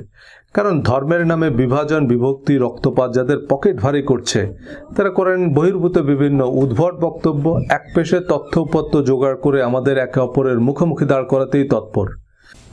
হিন্দু শব্দটা ধর্মীয় পরিচয় নয়, এটা ভৌগোলিক পরিচিতি। প্রচলিত হিন্দু ধর্ম সম্পর্কে কোরআনে স্পষ্ট বর্ণনা নেই। তারা সাবিন হিসাবে বিবেচিত কিনা তা আল্লাহই ভালো জানেন। তবে যারাই স্রষ্টা পরকালে বিশ্বাস করে এবং সৎ কাজ করে, কোরআন অনুযায়ী তারা উত্তীর্ণ। আর ধর্মের ভুল চর্চা বা শিরক, কুফরি, মুনাফিকে খুঁজতে আমাদের হিন্দু বাড়িতে যেতে হবে না। ইসলাম ধর্মেরই এমন হাজারো ভার্সন আছে যা দেখলে আপনিও বলবেন, ভাই এ আবার কেমন ধর্ম। এই কিম্ভূত কিমাকার ইসলামের সাথে কোরআনের কোনো সম্পর্ক নেই। কোরআন ভিন্ন ধর্মাবলম্বীদের সাথে ন্যায়সঙ্গত আচরণের নির্দেশ দিয়েছে। হিন্দু, মুসলমান, ইহুদি, খ্রিস্টান এসব বিভাজন প্রকৃতপক্ষে ধর্মীয় কারণে নয়, বরং রাজনৈতিক, অর্থনৈতিক কারণে। নাস্তিকদের মধ্যে যারা ধর্মকে বিদ্রূপ, উপহাস বা নবী রাসূলদের সম্পর্কে অবমাননাকর কথাবার্তা বলা বা লেখাকে মুক্ত চিন্তা মনে করেন, তাদের সাথে ধর্মীয় চরমপন্থীদের কোনো পার্থক্য নাই। নিউজিল্যান্ডের মসজিদে নিরীহ মুসলিমদের হত্যাকারী এবং এমন উগ্র বর্ণবাদী ধর্মবিদ্বেষীরা আল কায়দা বা আইএসএসের মতোই খুনি, সন্ত্রাসী। সবার উপরে মানুষ সত্য বাণী প্রচারের ক্ষেত্রে এটা মাথায় রাখতে হবে যে ধর্মবিশ্বাসীরাও মানুষ। তাদের সাথে ধর্মবিশ্বাসে ভিন্নমত সত্ত্বেও তাদের ভালোবাসতে না পারলে তা মানব ধর্ম নয়, ঘৃণা বা সন্ত্রাস ধর্ম। আর নাস্তিকরা নবীজির অবমাননার জন্য, চরিত্র হননের জন্য যেসব কথিত হাদিসের রেফারেন্স দেয়, তা আবু জেহেলদের রটানো মিথ্যা অপবাদ। সে 20 হাদিসের শরবত বানিয়ে আমাদের ধরিয়ে দিয়েছে। আমরা না পারছি গিলতে, না পারছি ফেলতে। ডক্টর আবদুল্লাহ জাহাঙ্গীর স্যার হাদিসের নামে জালিয়াতি বইয়ের ভূমিকায় লিখেছেন যে কোরআনের পাশাপাশি নবীজি সাল্লাল্লাহু সাল্লামের হাদিস পালনের গুরুত্ব যখনই মুসলমানরা মেনে নিল, তখনই ইসলামকে পলিউট করার জন্য বা অন্যান্য নানান উদ্দেশ্যে ইসলাম বিরোধীরা নবীজির নামে জাল হাদিস বানানো শুরু করে। আবার হাদিসও কোরআনের উপদেশগুলোর বিস্তারিত বর্ণনা আছে। সলফে সালেহিনরাও কোরআনের অনুসরণই করেছেন, ওলিয়া উলিয়ারাও তাই করেছেন। কোরআন, হাদিস, ফিকহুল আকবর তো বড় বিষয়। আজমের শরীফের খাদেমরাও যদি খাজা মাইনুদ্দিন চিশতির জীবন ও কর্মের অনুসরণ করত, আমরা অনেক ভালো ইসলাম পেতাম। হাদিস অস্বীকার করলে যদি কাফের হয়, তবে এই পৃথিবীতে একজন মুসলমানও নেই। ডক্টর আবদুল্লাহ জাহাঙ্গীর স্যার, আল্লামা শফি বা কোনো শাইখুল হাদিস যখন কোনো হাদিসকে জাল বলেন, তার মানে তিনি সেই হাদিসকে অস্বীকার করছেন বা সেটাকে হাদিস হিসাবে মানছেন না। এখন কতগুলো হাদিস অস্বীকার করা যাবে বা কোন কোন হাদিস অস্বীকার করা কুফরি? মাওলানা তারেক জামিল সহি হাদিস মোতাবেক পাগড়ি পরাকে পায়জামা পরার মতোই জরুরি মনে করেন। ডক্টর আবদুল্লাহ জাহাঙ্গীর স্যার পাগড়ির সবগুলো হাদিসকে জাল বলেছেন এবং আহলে হাদিসের আলেমরা পাগড়ি পরাকে বেদাত বলেন। কিন্তু পাগড়ি তো একজন মানুষের মাথায় থাকে। নবীজিকে গোসল করতে দেখেছেন, তো পাগড়ি পরতেন কি পরতেন না এটা শিওর হতে পারেননি? মিলাদ কিয়ামের হাদিসগুলো হচ্ছে আহলে সুন্নাতের ট্রেড লাইসেন্স। আল্লামা শফি আবার মিলাদের তবরককে গু বলেছে। তো আমরা কোন কোম্পানির হাদিস নেব? আজ আমাদের কাছে কোরআন এতটাই সিরেমোনিয়াল যে তাফসিরুল কোরআন মাহফিলে আন্তর্জাতিক খ্যাতিসম্পন্ন মুফাসিরে কোরআনরাও বিটিভির অনুষ্ঠান সূচির মতো সুর করে কোরআন তেলাওয়াত করে হাদিসের লোকগাথা, কিচ্ছা কাহিনীর আলোচনা শুরু করেন। বিতর্কিত মাসলা মাসাইল নিয়ে দলাদলি, গালাগালি শুরু করেন। কোন হাদিস সহি, কোন হাদিস জাল, এই বিতর্ক বাহাসে নামেন। কিন্তু হাদিসের পিউরিটি সার্টিফিকেট দেওয়ার আমি আপনি কে? 50টা হাদিস পড়লে পরীক্ষায় 10টা হাদিস কমন পড়ে। 10-10-এ 100 নম্বরের পরীক্ষা। 1 সপ্তাহ পড়ে পরীক্ষা দিলে হাদিসে ফার্স্ট ক্লাস পাওয়া যায়। মুহাদ্দিস মানে ওনার 11 লাখ হাদিস মুখস্থ এমন মনে করে বসে থাকার কোনো কারণ নেই। হাদিসে ফার্স্ট ক্লাস পাওয়া আমার অনেক বন্ধু আছে, 10টা হাদিস ঠিক মতো বলতে পারবে না। পরীক্ষার জন্য পড়া মুহাদ্দিসদের চেয়েও জানার জন্য পড়া ডাক্তার, ইঞ্জিনিয়ার, ব্যারিস্টার, বিচারপতি বা জেনারেলরা অনেক বেশি হাদিস জানে। আমার এই বইয়ের উদ্দেশ্য একটা নতুন দৃষ্টিভঙ্গি, একটা নতুন মানসিকতা নিয়ে ধর্মকে জানা এবং মূল্যায়ন করা। এই দৃষ্টিকোণ থেকে কোরআন পড়লে আমরা আমাদের সব উত্তর পেয়ে যাব। কারণ আমরা জানি আমাদের প্রশ্নটা কি। হাদিস, ফিকা, ফাজাইল আমল যাই পড়ি আমি কোরআনের মানদণ্ডে যাচাই করে নিতে পারবো। ইসলামের ইতিহাস, নবীজি ও সাহাবীদের জীবনী যাই পড়ি আমি বুঝতে পারবো কোনটা বিশ্বাস করব আর কোনটা চ্যালেঞ্জ করব। হাদিসে খুঁজলেও দেখবেন প্রচলিত পোশাকি রীতি রেওয়াজ নয়, বিশ্বাস ও সৎকর্ম ইসলাম ধর্মের প্রধান ভিত্তি। বিশ্বাস ও সৎকর্মই নবীজির প্রকৃত সুন্নাহ। আমি যদি হাদিস ভিত্তিক ভিডিও বানানো শুরু করি তখন দেখবেন হাদিসের সাথেও আমাদের ধর্মের কোনো সম্পর্ক নাই। নবীর সুন্নাহ কি বলার কথা, কি বলছি অধ্যায়ে বিস্তারিত আলোচনা করেছি। বিকৃত ধর্ম সমাজে এমনভাবে প্রতিষ্ঠিত হয়েছে যে আসল ধর্ম চলে গেছে নিভৃতে। হাদিসকে কোরআনের মতো শরিয়ার উৎস বানানো শিয়া সুন্নি সহ অসংখ্য দল উপদলে বিভক্তির অন্যতম কারণ নবীজি সাল্লাল্লাহু আলাইহি সাল্লামের বিদায় হজ ও গাদিরে খুমের ভাষণ। বিদায় হজ্জের ভাষণে নবীজি সাল্লাল্লাহু আলাইহি সাল্লাম বলেছেন, আমি তোমাদের জন্য দুটি জিনিস রেখে যাচ্ছি, দুটি জিনিস আঁকড়ে ধরলে তোমরা পথভ্রষ্ট হবে না। একটি হচ্ছে আল্লাহর কিতাব, আরেকটি হচ্ছে আমার সুন্নাহ বা হাদিস। ধর্মপ্রাণ মুসলমান ও মাদ্রাসার ছাত্ররা এই হাদিস জাতীয় সঙ্গীতের চেয়েও বেশিবার শুনেছেন। হাদিসের এই জাতীয় সঙ্গীত সিয়ায়ে সিত্তা অর্থাৎ হাদিসের 6 প্রসিদ্ধ কিতাব বুখারী, মুসলিম, তিরমিজি, আবু দাউদ, নাসাই, ইবনে মাজার কোনো কিতাবে নাই। এমনকি মুসনাদ আহমদ, বাইহাকি, সহিহ ইবনে হিব্বান ও দারিমি শরীফের মতো হাদিস গ্রন্থেও নাই। বরং সহিহ মুসলিমের বর্ণনা অনুযায়ী আমি তোমাদের মাঝে একটি জিনিস রেখে যাচ্ছি যা দৃঢ়ভাবে আঁকড়ে ধরলে তোমরা পথভ্রষ্ট হবে না, আর তা হচ্ছে আল্লাহর কিতাব। সুনান আবু দাউদের বর্ণনা, আমি তোমাদের মধ্যে একটি বিশেষ বস্তু রেখে যাচ্ছি, আমার পর যদি তোমরা তা মজবুতভাবে ধারণ করো তবে তোমরা কখনো গোমরা হবে না, আর তা হচ্ছে আল্লাহর কিতাব। আল্লাহর কিতাবের সাথে নবী পরিবারের অনুসরণের কথা আছে, তবে তা গাদিরে খুমের ভাষণ, বিদায় হজের ভাষণ নয়, যা শিয়ারা ঈদ উল গাদির নামে প্রতি বছর উদযাপন করলেও সুন্নিরা গাদিরে খুমের হাদিস মানে না। হাদিসের সত্যতা নির্ণয়ের নাকি বিজ্ঞানসম্মত পদ্ধতি আছে যা মদিনা ইউনিভার্সিটিতে পড়ানো হয়, যদিও এই বিজ্ঞান তেহরান ইউনিভার্সিটিতে গিয়ে অজ্ঞান হয়ে আছে। দুই ইউনিভার্সিটির সহিহ হাদিসের তালিকা আলাদা। সর্বপ্রথম ইমাম মালিক হাদিস সংগ্রহ সংরক্ষণের সফল ও আনুষ্ঠানিক উদ্যোগ নেন। তিনি মদিনার অধিবাসী ছিলেন, 93 হিজরিতে জন্ম, অর্থাৎ নবীজির ইন্তেকালের 83 বছর পর জন্ম। তিনি প্রায় 1 লক্ষ হাদিস সংগ্রহ করেছেন। এই 1 লক্ষ হাদিস থেকে যাচাই বাছাই করে 1800 হাদিস মুয়াত্তায় স্থান দিয়েছেন। বাকি 98,000 হাদিসকে তার মিথ্যা ও বানোয়াট মনে হয়েছে। নবীজির ইন্তেকালের প্রথম শতকেই সাহাবী তাবেঈদের যুগে খোদ মদিনাতেই যদি 1800 হাদিসের বিপরীতে লক্ষাধিক বানোয়াট কথা রটতে পারে, সলফে সালেহিনরাই রটাতে পারে, তো 1500 বছর পর ঢাকা বা নিউ ইয়র্কের অবস্থা কি হতে পারে? হিজরি 80 সালে জন্মগ্রহণকারী সর্বকালের অন্যতম শ্রেষ্ঠ ইসলামিক স্কলার ইমাম আজম আবু হানিফা বয়সে ইমাম মালিকের 13 বছরের বড়। সমসাময়িক কালের মানুষ হলেও হাদিসের গ্রহণযোগ্যতা নিয়ে এই দুইজন জগৎ বিখ্যাত ইসলামী পণ্ডিতের দ্বিমত স্পষ্ট। এই দ্বিমতের কারণেই হানাফি ও মালিকি দুটি ভিন্ন সুন্নি মাযহাবের সৃষ্টি হয় ইসলামের প্রথম শতকেই। ইমাম আহমদ ইবনে হাম্বল ইমাম আবু হানিফা ইমাম মালিকের ছাত্র ছিলেন, কিন্তু তার সংকলিত মুসনাদ আহমদ ইবনে হাম্বলে প্রকাশনী ভেদে 27,000 থেকে 40,000 হাদিস আছে, যার অন্তত 80% হাদিস ইমাম মালিক ও ইমাম আবু হানিফা হাদিস বলেই গণ্য করেননি। ইমাম শাফি ও ইমাম মালিকের ছাত্র ছিলেন, কিন্তু বলা বাহুল্য তার সহিহ হাদিসের তালিকা তার সমসাময়িক কালে 3 জন জগৎশ্রেষ্ঠ ইমামের চেয়ে ভিন্ন ছিল। এই প্রধান 4টি মাযহাব ছাড়াও অসংখ্য ক্ষুদ্র ও মাঝারি লিমিটেড কোম্পানি আছে ইসলামে, যার পুঁজি এ হাদিস সহিহ, এ হাদিস জাল। একই সময়ে একই পদ্ধতিতে সহিহ হাদিসের গ্রন্থ প্রণয়নের উদ্যোগ নেন সর্বকালের অন্যতম সেরা 2 মুহাদ্দিস ইমাম বুখারী ও তার ছাত্র ইমাম মুসলিম।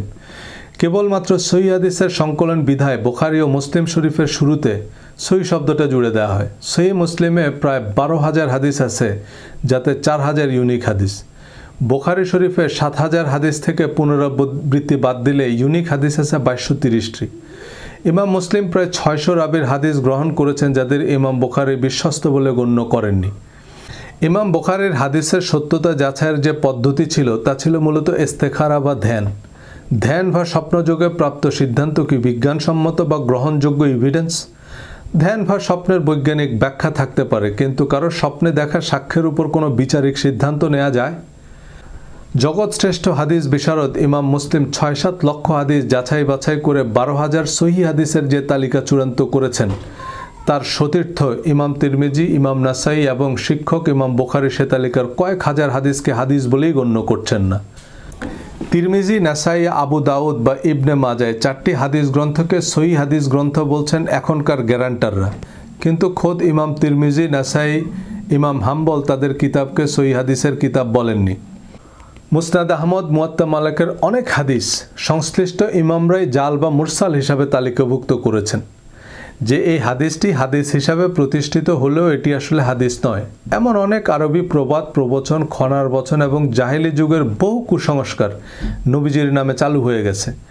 অনেক ইমাম মুহাদ্দিসরা জাল হাদিসগুলো তাদের কিতাবে উল্লেখ করেছেন এইটা বোঝাতে যে এগুলো নবীজির হাদিস নয়, কিন্তু সে গুজব আবার মুসনাদ আহমদের হাদিস হিসাবে প্রতিষ্ঠিত।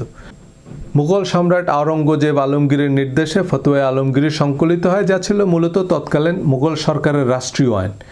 এখন হানাফি মাযহাবের অনেক আলেম ফতোয়া আলমগীরির ভিত্তিতে ফতোয়া দেয়। এখানেই হচ্ছে সমস্যাটা। ফিকহুল আকবর ফতোয়া আলমগীরি ইসলাম ধর্ম নয়।